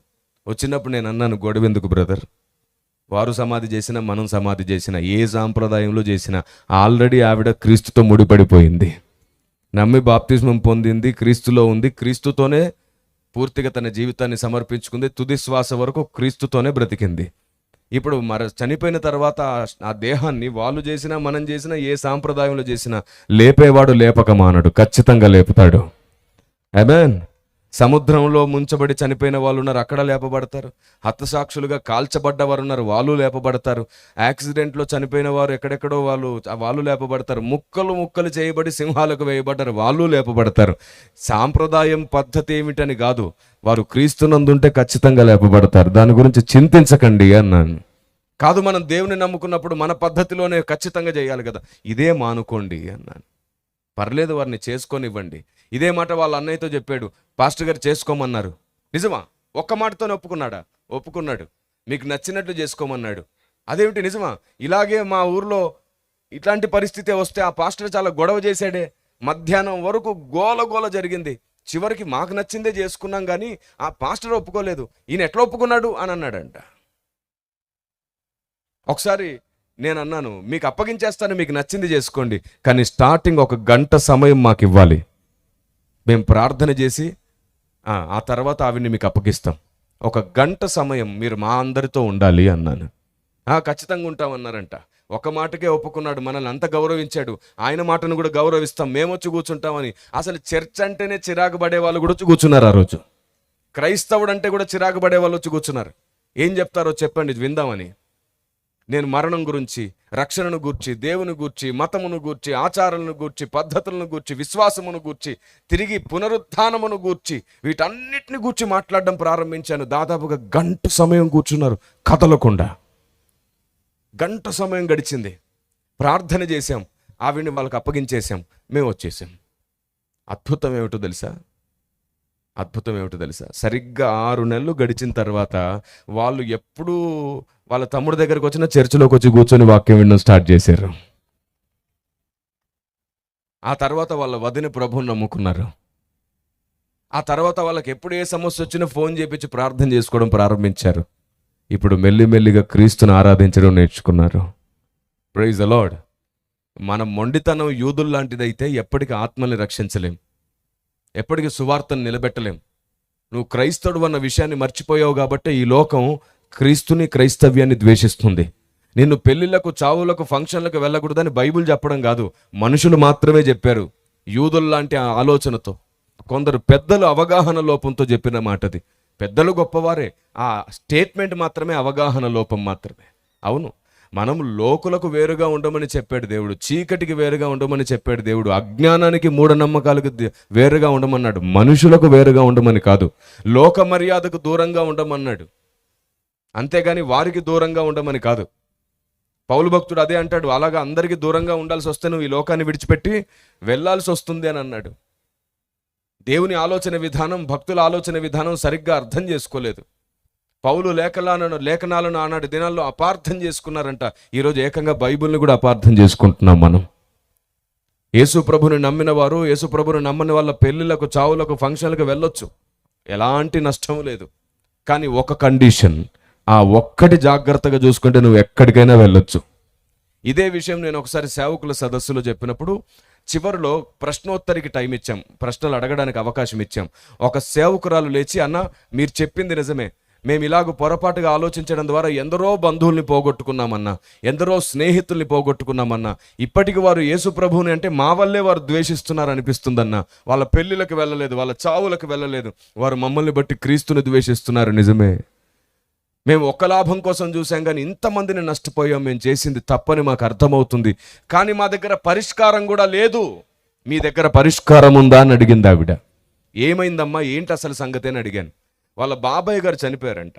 చనిపోయినప్పుడు చావుకు వెళ్ళిందంట ఈవిడ. వెళ్ళినప్పుడు అసలు వీళ్ళు వంట ఎలా చేస్తున్నారో చూద్దాం, నేను తినగలుగుతానో లేదో చూద్దామని వంట చేసే స్కూల్లోకి వెళ్ళిందంట. స్కూలు ప్రాంగణంలో చాలా పెద్ద టెంట్స్ వేసి ఊరు మొత్తానికి వంట చేస్తున్నారు. ఎందుకంటే ఆయన ఆ ఊరికి సర్పంచ్గా ఉండి ఆ తర్వాత కొన్నాళ్ళ వరకు ఆ గ్రామంలో చాలామందికి సేవ చేశాడంట. సో ఆయన ఒకసారి సర్పంచ్గా ఉండి గ్రామానికి ఎంతో మేలు చేయడమే కాకుండా పేరు పొందినవాడు ఆ ఊర్లో. సో చనిపోయాడు, ఊరందరూ వస్తున్నారు, చాలా గొప్పగా జరుగుతుంది, అందరికీ వంటలు చేస్తున్నారు. అక్కడికి వెళ్ళి చూసిందనమాట ఈవిడ. చూస్తే ప్రతి పొయ్యికి పూజ చేసిందంట, ప్రతి పొయ్యి దగ్గర అగరొత్తులు ఉన్నాయంట, ప్రతి పొయ్యి దగ్గర కుంకుమ పసుపు ఉందంట. ఇప్పుడు ఆవిడ అన్నిందన్న, పొయ్యికి పూజ చేశారు, పూజ చేసిన పొయ్యి మీద వంట చేశారు, నేను తినొచ్చా అన్నా అని అడిగింది. ఏం చేసి వచ్చావమ్మా అన్నాను నేను. తినకుండానే వచ్చేసానన్నా అనింది. ఎప్పుడైనా వాళ్ళు నీ ఇంటికి మరలా వచ్చారమ్మా, నిన్ను ఎప్పుడైనా పిలిచారన్నా? లేదన్నా, ఆ రోజు నుంచి నన్ను ఎప్పుడు పిలవకుండా వాళ్ళు పిలవడమే మానేశారన్నా. మొన్న నా కూతురికి సంబంధించిన బర్త్డే జరిగితే కూడా పిలిస్తే రాలేదన్నా. రారమ్మా, చనిపోయేదాకా ఇంకా వాళ్ళు నీ దగ్గరికి రారు, నిన్ను వాళ్ళు పిలవరు. అదేంటన్నా, పూజ చేసిన పొయ్యి మీద వంట ఎలా తినాలన్నా నేను అడిగింది ఆవిడ. అమ్మ, సరిగ్గా ఆలోచించు, క్రైస్తవుడికి నిషిద్ధమైనది ఏమిటో బైబిల్ క్లియర్గా చెప్పింది. బలి నైవేద్యములు నిషిద్ధం. ఏదైనా ఒక రూపం ముందు బలిగా అర్పించింది నిషిద్ధం, తర్వాత నైవేద్యంగా పెడితే నిషిద్ధం అని మాత్రమే ఉంది. కానీ పొయ్యికి పూజ చేస్తే నీకొచ్చిన నష్టం ఏమిటి అంటే, అదేమిటన్నా పొయ్యికి పూజ చేస్తే ఎలా తింటాను అని అడిగింది. నీ లాజిక్ తప్పమ్మా. నీలాంటి లాజిక్ 2 విషయాలు అడుగుతాను, నాకు సమాధానం చెప్పు. చెప్పండి అన్నా అనింది. పొయ్యికి పూజ చేసి దాని మీద వంట చేస్తేనే తినకూడదన్నది నిజమైతే, భారతదేశంలో 90% మంది రైతులు భూమి పూజ చేసినాకే వరి పండిస్తున్నారమ్మా. ఆ లెక్కన నువ్వు ఏం తినకూడదు అన్నాను. ఎందుకు ఆ సిగ్గుపడతా, భయపడతా? మీరు చేస్తే పక్కన వాళ్ళు కూడా సిగ్గుపడకుండా స్తుతించేటట్లు చేయాలా? Praise the lord. ఏదైనా ఒక వాస్తవం అందరూ గుర్తించాలనుకుంటే అందరూ కలిసి ఆర్భాటించడం నేర్చుకోవాలా? మీరు చెప్పండి, రైతు భూమి పూజ చేయకుండా వరి పండిస్తాడా? మనం తెచ్చుకునే బియ్యం సంచుల మీద ఎవరిష్టం దైవం ఫోటోలు ఉంటాయి. మరి తెచ్చుకుంటున్నావుగా, మరి రైస్ తింటున్నావుగా, అప్పుడు రాలేదా సమస్య?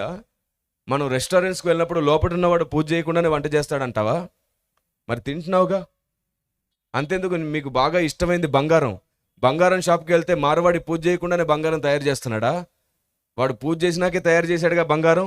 దయచేసి అవన్నీ తీసుకొచ్చి ఇక్కడ వేసేయండి. అయితే అయ్యగారు మళ్ళీ ఇంకొక సభ పెట్టేస్తారు అప్పుడు చక్కగా. అబ్బో, నా బంగారం వేయనంటావు నువ్వు వేసుకున్న చెప్పులు ఆయా షాపుల్లో పూజ చేసినాకే అమ్ముకుంటారు వాళ్ళు. చివరికి నువ్వు ఉదయం బస్సు ఎక్కినప్పుడు కూడా చూడు, తన ఇష్టదైవానికి ఒక అగ్రత్తి వెలిగించి బస్ డ్రైవర్ స్టార్ట్ చేస్తాడు. అప్పుడు నువ్వు ఆ బస్సు కూడా ఎక్కకూడదు. అంతెందుకు, ట్రైన్ కేంద్ర మంత్రి వచ్చి స్టార్ట్ చేయకపోతే అది స్టార్ట్ అవుతుందా? కేంద్ర మంత్రి వచ్చి పూజ చేసి కొబ్బరికాయ కొట్టి అప్పుడు ఆ కొత్త ట్రైన్ని స్టార్ట్ చేసి ఉంటాడు కదా. ప్లేన్ కూడా అంతే కదా. చివరికి ఇక్కడ మనం వేసుకున్న బట్టలు కూడా అంతే కదా. ఏ షాప్కి వెళ్ళినా సరే మీరు వేసుకున్న కళ్ళజోడుతో సహా ఏదైనా సరే ఆయా షాపుల్లో కార్లతో సహా షోరూంలో తమ ఇష్టదైవానికి వారు పూజ చేసినాకే పని ప్రారంభిస్తారు. ఉదయాన్నే మీరు ఒక షాప్కి వెళ్ళి కేజీ షుగర్ అడగండి, తమ ఇష్టదైవానికి వాళ్ళు మొక్కుకోకుండా నీకు కేజీ షుగర్ ఇచ్చేస్తారా? మరి ఈ లెక్కను చూస్తే నువ్వు అసలు ఏమి తినడానికి లేదు, ఉండడానికి వీల్లేదు. చివరికి వీచే గాలిని కూడా వాయుదేవుడా అంటారే వాళ్ళు. అప్పుడు పీలవడం మానేస్తావా? సరిగ్గా ఆలోచించి చూడు. అది వృత్తి ధర్మం. వృత్తి ధర్మానికి బలికి ఎలాంటి సంబంధం లేదు. వృత్తి ధర్మానికి నైవేద్యానికి ఎలాంటి సంబంధం లేదు. ఆ పొయ్యికి పూజ చేసే వ్యక్తులను నేను అడిగాను, వంట చేసే వాళ్ళు ఎవరైనా చేస్తే మీరు అడగండి. ఎందుకంటే మీరు ఆ పూజ చేస్తారంటే, అయ్యో ఎవరికి అభ్యంతరంగా ఉండాలని కాదు సార్, అగ్నిదేవుడా మా పని ప్రారంభిస్తున్నాం, ముగిసే వరకు తోడుండవా అని అడుగుతారంట, సహాయం చేయమని అడుగుతారంట. అంతేగాని అగ్నిదేవుడా పైందంతా నీకే స్వాహ అనేం పెట్టరు అక్కడ. వాళ్ళు అక్కడ సమర్పణ లేదు, ఏమీ లేదు. అది మనకెట్లా నిషిద్ధమైంది? నిషిద్ధం కాదు. వెంటనే ఇంకొక ఆయన ఇలాంటి ప్రస్తావన వచ్చినప్పుడు నన్ను అడిగారు. 15 సంవత్సరాల క్రితం బిజ్జల్లవాడి అనేటువంటి కర్ణాటక ప్రాంతంలో ఒక చోట సువార్తకు వెళ్ళాను నేను. నాకు సువార్త అంటే చాలా ఇష్టం. దాదాపుగా 760 గ్రామాలకు పైగా నేను ఒంటరిగా తిరిగిన సందర్భాలు ఉన్నాయి. కాలినడకలో తిరిగాను, బైక్ మీద తిరిగాను, సైకిల్ మీద తిరిగాను, ఆటోల్లో వెళ్ళాను, పేపర్ బండ్లో వెళ్ళాను. 760 గ్రామాలకు పైగా తిరిగి సువార్త చేశాను 10 సంవత్సరాల పాటు. దేవునికి స్తోత్రం కలుగునుగాక. వ్యక్తిగత అనుభవాలు దేవుడు నాకు పెక్కుగా అనుగ్రహించాడు. చాలా విస్తారమైన అనుభవాలు ఇచ్చాడు దేవుడు. కింద స్థాయిలో ఎక్కడో ఉండనెరుగుదును, ఇప్పుడు పైన ఉండడం కూడా నెరుగుదును. దేవునికి స్తోత్రం కలుగునుగాక. 10 సంవత్సరాల పాటు దొడ్డ పని జరిగేటట్లు చేశాడు. ఆ తర్వాత దేవుడు నన్ను దేశ విదేశాల్లో వాడుకుంటున్నాడు. దేవునికి స్తోత్రం. 10 సంవత్సరాలు పల్లె గ్రామాల్లో తిరిగి చేశాను. 9 సంవత్సరాల నుంచి విదేశాల్లో తిరిగి చేస్తున్నాను. ఎప్పుడైతే మనం విరిగి నలుగుతామో, దొడ్డ పని చేస్తామో, అప్పుడే అధ్యక్ష పదవిని ఇస్తాడు దేవుడు, అధికార బలాన్ని ఇస్తాడు దేవుడు. అనుభవం లేక కాదు, విరిగి నలగలేక కాదు. ప్రతి అనుభవాన్ని, ప్రతి విరిగి నలిగిన అనుభవాన్ని హృదయంలో పట్టుకొని సేవ చేస్తున్నాను. కొన్నిసార్లు మా వల్ల కూడా పొరపాట్లు జరుగుతాయి, తప్పులు జరుగుతాయి. ఎందుకంటే నరమాత్రుడం కదా. అవును, అలా మా జీవితాల్లో పొరపాట్లు జరిగినప్పుడు, మేము ఎక్కడైనా పడిపోయినప్పుడు భక్తులుగా మేము మిమ్మల్ని నిలబెడితే మీరు తిరిగి చెలసాల పునాదులు వణికేటట్లు ప్రార్థించి సేవకులు నిలబెట్టి కట్టాలి. దేవునికి స్తోత్రం కలుగునుగాక. ఆమేన్. అతని సేవకుడా, ఇతని సేవకుడా, అలా చేస్తాడా, ఇలా చేస్తాడా అని చెప్పి నిందించడం కాదు. అలా మేము నిందించడం ప్రారంభిస్తే మీరు ఒక్కరు నిలబడరు మా ముందు. వాళ్ళు విశ్వాసులు అంటే ఇలా ఉండాలి అలా ఉండాలని మేమంటే ఒక్కరు నిలబడతారా? కాదు. మీరైనా నేనైనా మనం ఎవరమైనా సాతాను చేత శోధింపబడ్డప్పుడో, పడిపోయినప్పుడో, తప్పు చేసినప్పుడు, అజ్ఞానంగా ప్రవర్తించినప్పుడు, ఏదైనా పొరపాటు చేసినప్పుడు తిరిగి మండించే బాధ్యత సంఘానిది. ఎక్కడైనా సాతాను చెరసాలలో భక్తులు బంధించబడితే విడిపించాల్సిన బాధ్యత సంఘానిది. మిమ్మల్ని కట్టే పని మాదైతే మేము పడినప్పుడు నిలబెట్టే పని మీరు తీసుకోవాలి. అలాంటి సంఘాలు నిలబడాలి. అలాంటి రోషం కలిగిన ప్రార్థనా వీరులు కావాలి. అలా అందరినీ అన్ని కోణాల్లో అర్థం చేసుకునే వీరులైన భక్తులు కావాలి. Praise the Lord. ఆమేన్. ఒకసారి ఇలాంటి సందర్భమే వచ్చింది. ఆ బిజ్జలవాడి అనే ప్రాంతానికి వెళ్ళినప్పుడు నేను సువార్తకు వెళ్తే ఒక ఆయన వచ్చి నా కాలర్ పట్టుకున్నాడు గట్టిగా. ఎరా మతం మార్చడానికి వచ్చావా అని అన్నాడు. లేదు సార్, దేవుణ్ణి ప్రకటించడానికి వచ్చాను. ఊరుకో, ఏ దేవుడు అన్నాడు. అదేమిటి సార్, దేశానికో దేవుడు, రాష్ట్రానికో దేవుడు, మతానికో దేవుడు ఉంటాడా? మొత్తం ప్రపంచానికి ఒక్క దేవుడే కదా. అదే ఏ దేవుడు అంటావు? నువ్వు నమ్మిన దేవుడే ఆ ఒక్కడంటావా అన్నాడు. కాదండి, నేను అన్ని రకాల ఆధారాలు తీసుకున్న తర్వాతే, ఏది నిజమో అబద్ధమో పరిశీలించిన తర్వాతే ఆ ఒక్కడెవరో తెలుసుకున్నానండి. అంటే మొత్తం అవన్నీ అబద్ధం అంటావా అని నేను అనట్లేదండి. వెలుగు ముందుకొచ్చినప్పుడు చీకటేదో దానికదే పోతుంది కదా. ఏంటి మాటకు సమాధానం ఇస్తున్నావు? మీరు అడిగిన దానికి సమాధానం ఇవ్వకపోతే మీరు సమాధానం చెప్పమంటారు, సమాధానం చెప్తే సమాధానం ఇస్తున్నానంటారు. ఇలా అణచివేయడం ఏమాత్రం న్యాయం అండి అని అడిగాను నేను. ఎరా చాలా ఎక్కువగా మాట్లాడుతున్నావు అని అంటున్నాడు. హిందీలో ఇదంతా కాన్వర్గేషన్ అంతా హిందీలో మాట్లాడుతున్నాడు. నాకు హిందీ బాగా వచ్చు. నేను హిందీ ఎక్కువగా మాట్లాడతాను. హిందీలో ప్రసంగాలు కూడా చేయగలను. నా స్నేహితులు కూడా చాలామంది ముస్లిం స్నేహితులు ఉండడం ద్వారా నా చిన్నతనం నుంచి ఎక్కువగా హిందీ మాట్లాడడం వల్ల అలవాటైంది నాకు. సో నేను హిందీలోనే మాట్లాడుతున్నాను. ఆయన కూడా హిందీలోనే మాట్లాడుతున్నాడు. మధ్యలో కన్నడ తగిలిస్తున్నాడు. కొన్ని మాటలు నాకు అర్థం కాకుండా అర్థమవుతుంది. అరుస్తున్నాడు, భయపెడుతున్నాడు, కేకలేస్తున్నాడు. నా కాలర్ పట్టుకొని పక్కనే ఉన్న ఓ చెట్టు దగ్గరికి లాక్కెళ్ళిపోయాడు. అక్కడ 10 మంది కూర్చొని ఉన్నారు. వాళ్ళందరూ కూడా నా మీదకి లేస్తున్నారు. నా చేతిలో ఉన్న కరపత్రాలను వాళ్ళు పట్టుకొని చూస్తున్నారు. దాని మీద ఏముందో తెలుసా? మతం మార్పిడి వద్దు, సత్యదేవుడే కావాలి అనే టైటిల్ ఉంది దాని మీద. దాన్ని చూసి ఆలోచిస్తున్నారు. నన్ను ఏమనాలో వారికి అర్థం కావట్లేదు. మతం మారుస్తున్నావా అని ఈయన అరుస్తున్నాడు. దాని మీద ఏమో మతం మార్పిడి వద్దు, దేవుడే కావాలని నేను రాసున్నాను. నేను అక్కడ హిందీలో వాటిని తర్జుమా చేసి పంచుతున్నాను. ఇలాంటి పరిస్థితిలో వాళ్ళు నన్ను ప్రశ్నించడం ప్రారంభించారు. ఏం దేవుడు, ఏ దేవుడు గురించి మాట్లాడుతున్నావు? మేం ప్రేమగా పెడితేనే తినడం చేత కాదు మీకు అన్నాడు ఆయన. అప్పటికే మధ్యాహ్నం 3:30 అవుతుంది. ఉదయం 9 గంటలకు కేవలం ఇడ్లీ తిని బయలుదేరాను నేను. 3:30 గంటలకి ఎండ భయంకరమైన వేడితో ఎక్కడైనా సరే హోటల్ ఉంటే తిందామంటే హోటల్స్ లేవు. అక్కడ ఎవరు కూడా బయట తినరంట, అందరి ఇళ్లలోనే తింటారంట. టీ స్టాల్స్ మాత్రం కనబడుతున్నాయి అక్కడక్కడ. దాంట్లో బిస్కెట్స్ ఉన్నాయి. అప్పటికే 3 సార్లు తాగేశాను, 3 సార్లు బిస్కెట్స్ తిన్నాను. ఈసారి తింటే ఇంకా నేను అక్కడ సర్వైవ్ అవ్వలేను. ఖచ్చితంగా నేను ఇబ్బంది పడతాను, నాకు తెలుసు. ఏం చేయాలో అర్థం కావట్లేదు. ఈయనేదో పెడతానంటున్నాడు, ఇంతకంటే అవకాశం పోగొట్టుకోవద్దు. ఏం పెడతారో పెట్టండి సార్ అన్న. తింటానని. తింటావా? తింటాను ఖచ్చితంగా అన్నాను. వెంటనే పక్కనున్న ఒక చిన్న గుడి ఉంది ఆ చెట్టు పక్కన, అందులోకి వెళ్ళాడు వంగి. అప్పటి వరకు ప్రతి మాటకు జవాబిచ్చానా. లోపలికి వెళ్ళాడు అతను. నాకు భయం స్టార్ట్ అయింది. బయటకు వచ్చేటప్పుడు ఇంత కొబ్బరి ముక్క తెచ్చాడు. ప్రేమతో ఇస్తున్నాను, తిను అని నా చేతిలో పెట్టాడు. చెయ్యి గడగడ వణుకుతుంది. ఎందుకంటే నేను తినకూడని వస్తువు నా చేతుల్లో ఉంది. బలిగా అర్పించింది కానీ, నైవేద్యంగా సమర్పించింది కానీ తినొద్దని బైబిల్ చెప్పింది. ఏం చేయాలో అర్థం కావట్లేదు. నేను తినకపోతే ఆయన బాధపడతాడు. తింటేనేమో దేవునికి లెక్కప చెప్పుకునే పరిస్థితికి వస్తాను. లేఖనాన్ని దాటలేను, అతన్ని ఏమనలేను. ఏం చేయాలో అర్థం కావట్లేదు. కళ్ళు మూసుకొని ప్రార్థన చేయడం ప్రారంభించాను. ఏంటి దీనికి ప్రార్థనేనా అన్నాడు గట్టిగా. ఉలిక్కిపడ్డాను నేను. ఎందుకంటే అలా భయపెడతారు? నేను ప్రార్థన చేసుకొని ఇవ్వచ్చు కదా అని నన్ను అడిగాను. ఎందుకు ప్రార్థన చేస్తావు అని అడిగాడు. నేను అనేది దీనికి ప్రార్థన చేయడం కాదు, మీకేం చెప్తే అర్థమవుతుందో దేవుణ్ణి అడుగుతున్నానండి. అబ్బా నీ దేవుడు నీతో మాట్లాడతాడా అన్నాడు. మాట్లాడతాడండి, ఆలోచన ఇస్తాడండి. ఇప్పుడు మీకు ఏం చెప్పాలో దేవుణ్ణి అడుగుతానండి అన్నాను. అలా కళ్ళు మూసుకొని ప్రార్థన చేసుకోగానే దేవుడు నాకు ఒక మంచి ఆలోచన ఇచ్చాడు. వెంటనే ఆయనకు సమాధానం ఇచ్చాను. 15 సంవత్సరాల క్రితం,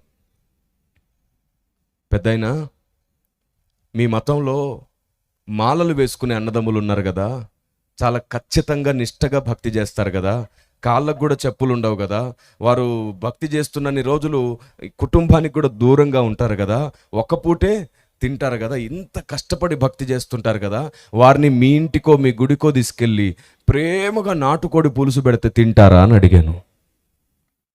తినరు అన్నాడు. ఎందుకు తినరు? మతం మారారా అన్నాను. లేదు అన్నాడు. ఆచార సాంప్రదాయాలు మారాయా అన్నాడు. లేదు అన్నాను. మరి ఎందుకు నువ్వు ప్రేమతోనే పెడితే తినాలి కదా? నన్నేమన్నావు, ప్రేమతో పెడితేనే తినడం చేత కాదన్నావు. నువ్వు కూడా ప్రేమతోనే నాటుకోడి పులుసు పెడితే తినరెందుకు అన్నాను. అప్పుడు ఆయన అన్నాడు, ఆ మాత్రం తెలియదా భారతదేశంలో పుట్టావు అన్నాడు. నాకు తెలుసండి, మీకు తెలిసింది కూడా నాకు చెప్పండి అన్నాను. అప్పుడు ఆయన ఏమన్నాడు తెలుసా, ఎవరైనా నిష్టలో ఉంటే, దీక్షలో ఉంటే తినకూడనివి కొన్ని ఉంటాయి. నేను అన్నాను, తినకూడనివి తింటే దీక్ష పాడైపోతుంది అన్నాడు. ఎవరైనా బలవంతంగా పెడితే పెట్టిన వాడికి వాడి పిల్లలకు శాపం వస్తుంది అన్నాడు. అప్పుడు నేను అన్నాను, 21 రోజు 41 రోజు ఒక వ్యక్తి దీక్షలో నిష్టలో ఉంటేనే తినకూడని ఉన్నాయన్నావు, తింటే దీక్ష పాడవుతుందన్నావు, బలవంతంగా పెడితే శాపం వస్తుందన్నావు. 21 రోజుకే నువ్వు అంత ఖచ్చితంగా ఉంటే బాప్తిస్మం తీసుకుని నేను జీవితకాలం దీక్షలో బతుకుతున్నాను. నేను తినకూడనివి కూడా 2 ఉన్నాయి. అది నా నిష్టకు సంబంధించిందే కానీ మతానికో ఆచారానికో సంబంధించింది కాదు. నేను బాప్తిస్మము ద్వారా క్రీస్తుతో ముడివేయబడ్డాను. బ్రతుకున్నది నేను కాదు, నా యందు క్రీస్తే. క్రైస్తవ నిష్ఠా భక్తి జీవితకాలం దేవునికి మాటిచ్చి బ్రతకడం మా జీవితం. మేము ప్రతిదినం మా జీవితాన్ని సరిచేసుకుంటూ, పొరపాట్లు తప్పులు జరిగిన మరలా పశ్చాత్తాపపడి ఇక మీదట ఎప్పుడు చెయ్యమని మరలా మా జీవితాన్ని నూతనంగా ప్రారంభించి దేవుని కాళ్ళు పట్టుకుని బ్రతుకుతూ ఉంటాం. మాకు నిష్ట ప్రకారంగా ఒక రూపం ముందు పెట్టింది తినకూడదు. అది యేసుప్రభు ఫోటో ముందు పెట్టినా మాకు నిషిద్ధమే, సిలువ ముందు పెట్టినా మాకు నిషిద్ధమే. ఏ రూపమును నా రూపంలో చేసుకోవద్దని చెప్పాడు ఆయన. బలిగా అర్పించిన, నైవేద్యంగా అర్పించిన ముట్టలేం. మీ ఇంటికి తీసుకెళ్లి కారంతో పెట్టిన తృప్తిగా తిని మిమ్మల్ని దీవిస్తాడు క్రైస్తవుడు.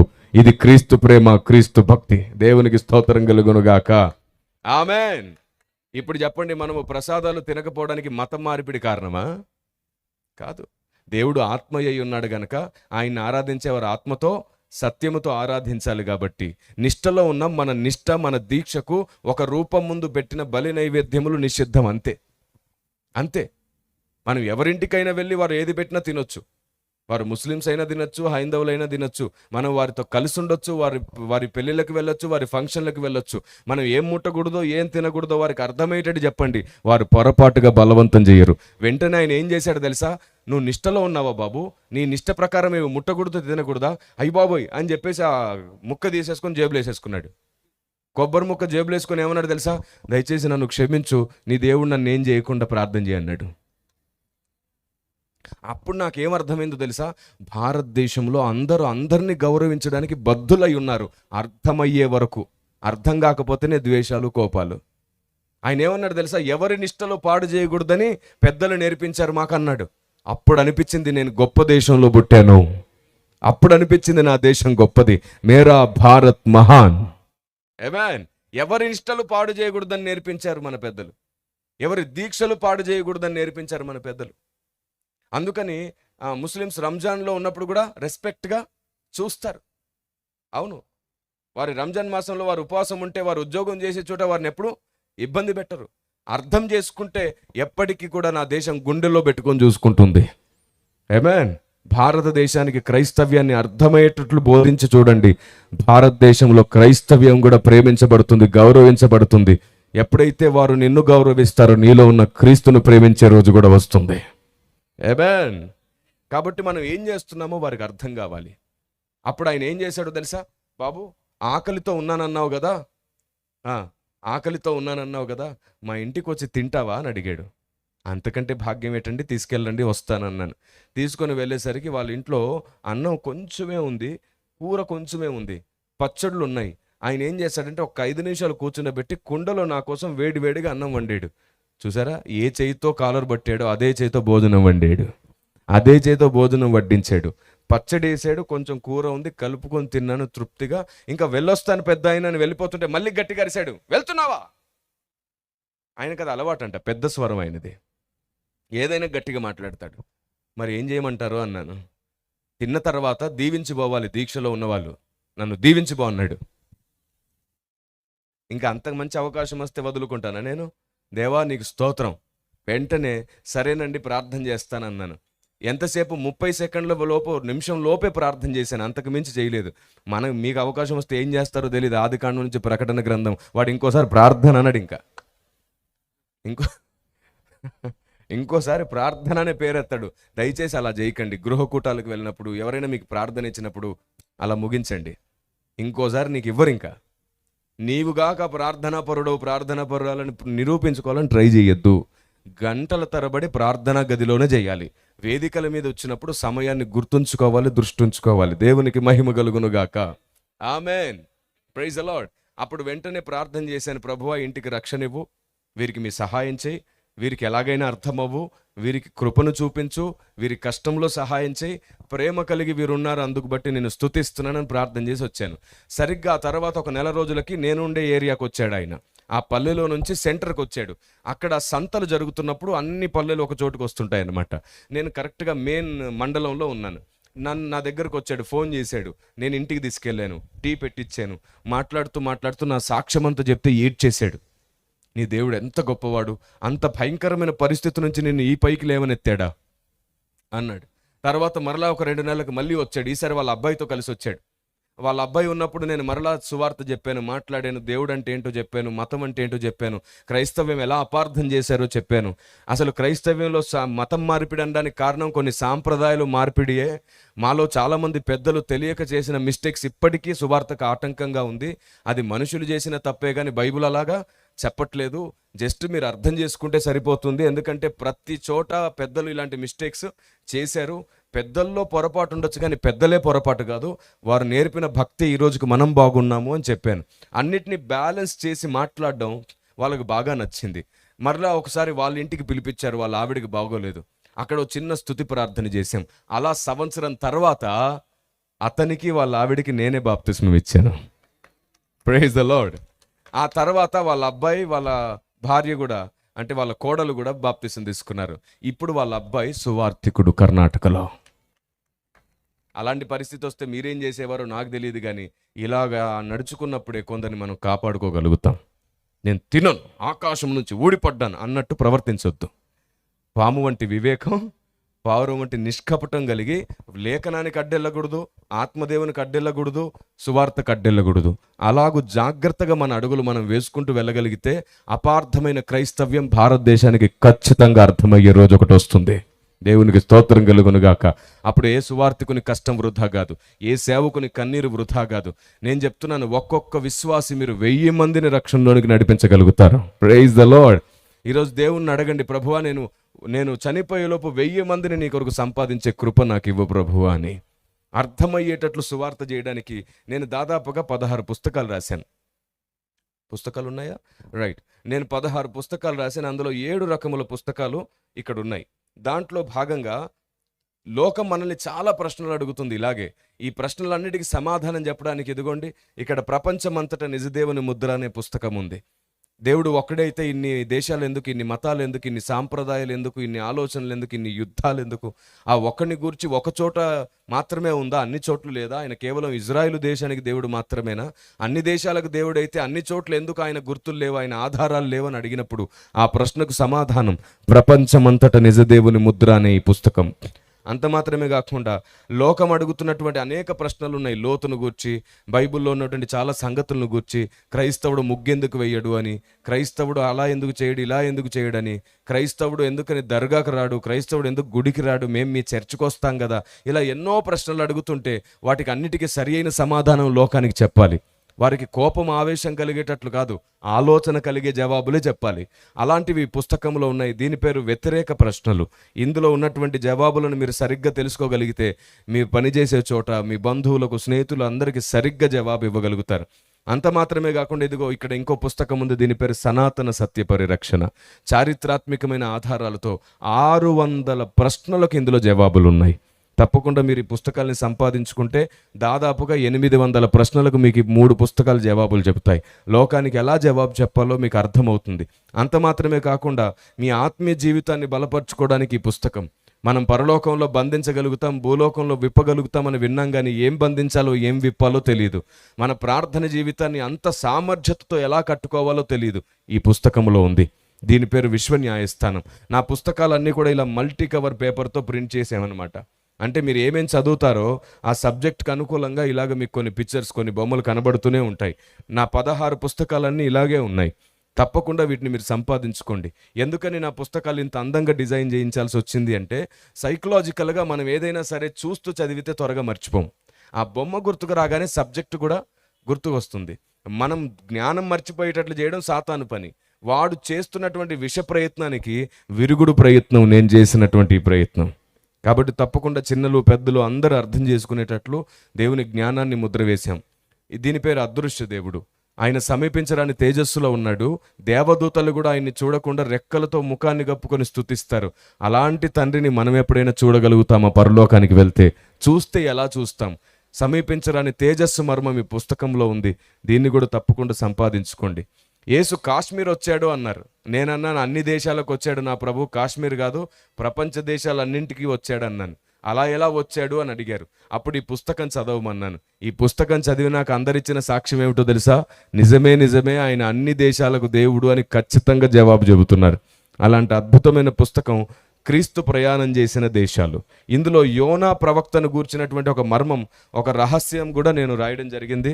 ఇప్పటి వరకు క్రైస్తవుడు గుర్తించకుండా యోనాను అపార్థం చేసుకున్న సందర్భాన్ని ఇదిగో ఇందులో బయలుపరచడం జరిగింది. యోనా ప్రవక్తలోని అవిధేయతలో కూడా జ్ఞానము మర్మం ఉంది. అదేమిటో ఈ పుస్తకంలో మీకు దొరుకుతుంది. దీని పేరు క్రీస్తు ప్రయాణం చేసిన దేశాలు. చివరిగా ఇంకో పుస్తకం అందుబాటులో ఉంది. దీని పేరు అంతరిక్షం వెనుక. అసలు దేవుడే లేడు అనే నాస్తికుడికి ఇందులో ఒక 50 ప్రశ్నలు ఉన్నాయి. సైన్స్కు సైన్సే సువార్త చేయడానికి ప్రయత్నించింది ఈ పుస్తకం. అద్భుతమైన పుస్తకం. ఇది చదివిన తర్వాత దేవుడు ఉన్నాడని ఒప్పుకొని తీరాల్సిన పుస్తకం. చాలామంది యవ్వనస్తులు సువార్తికులు తప్పకుండా దీన్ని తెలుసుకోవలసిన పుస్తకం. కాబట్టి ఈ పుస్తకాల్ని సంపాదించుకోండి. దాదాపుగా నేను 612 గ్రంథాల మీద పరిశోధన చేశాను. దేవుని కృపను బట్టి 16 పుస్తకాలు అందుబాటులోకి తీసుకొని రాగలిగాను. ఈ పుస్తకాలు ఎందుకు పరిచయం చేస్తున్నానంటే ఒకటే కారణం, ఎప్పుడు వెళ్ళినా ఇదే కారణం నేను మీకు చెప్తుంటాను. ఒకటే కారణం, ఈ మనిషి ఎప్పటికైనా మట్టిలో కలిసిపోవచ్చు, కానీ మనిషిలో ఉన్న దేవుని ఆలోచన మట్టిలో కలిసిపోకూడదు. ఎప్పుడు మీతో మాట్లాడుతూ ఉండాలి, ఎప్పుడు మిమ్మల్ని బలపరిచి నడిపిస్తూ ఉండాలి. అందుకే అవి పుస్తకాల రూపంలో ఉన్నాయి. యూట్యూబ్లో కూడా 800 సందేశాలు WCM టీవీ గుడివాడ అనే ఛానల్లో ఉన్నాయి. దాదాపుగా 4000 సందేశాలకు పైగా రికార్డ్ చేయబడ్డాయి. ఇంకా 3000 సందేశాలు ఎడిటింగ్ జరుగుతూ ఉంది. నాన్ స్టాప్గా ఎడిటింగ్ జరుగుతూనే ఉంది. కాబట్టి ప్రార్థన చేస్తూ ఉండండి. మీరు ఎంత దూరంలో ఉన్న దేవుని ఆలోచన నేర్చుకోండి. మీ మందిరాల్లో, మీ సేవకులతో, మీ సంఘాల్లో బలమైన స్తంభాలై నిలవబడండి. సంఘాలు మారితే కాదు నీకు వచ్చేది అభివృద్ధి, నీ ఆలోచన మారితే నువ్వు అభివృద్ధి పొందుతావు. నీ సంఘాన్ని కూడా దీవెనగా మార్చుకోగలుగుతావు. అలాంటి స్థిరమైన బుద్ధి చేత ఆత్మదేవుని వలన మీరందరూ వర్ధిల్లి నడిపించబడుదురుగాక.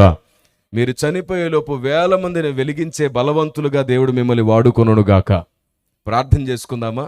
రండి అందరం కలిసి లేచి నిలబడదామా? ఒక చిన్న ప్రార్థన మీ అందరి కోసం చేస్తాను.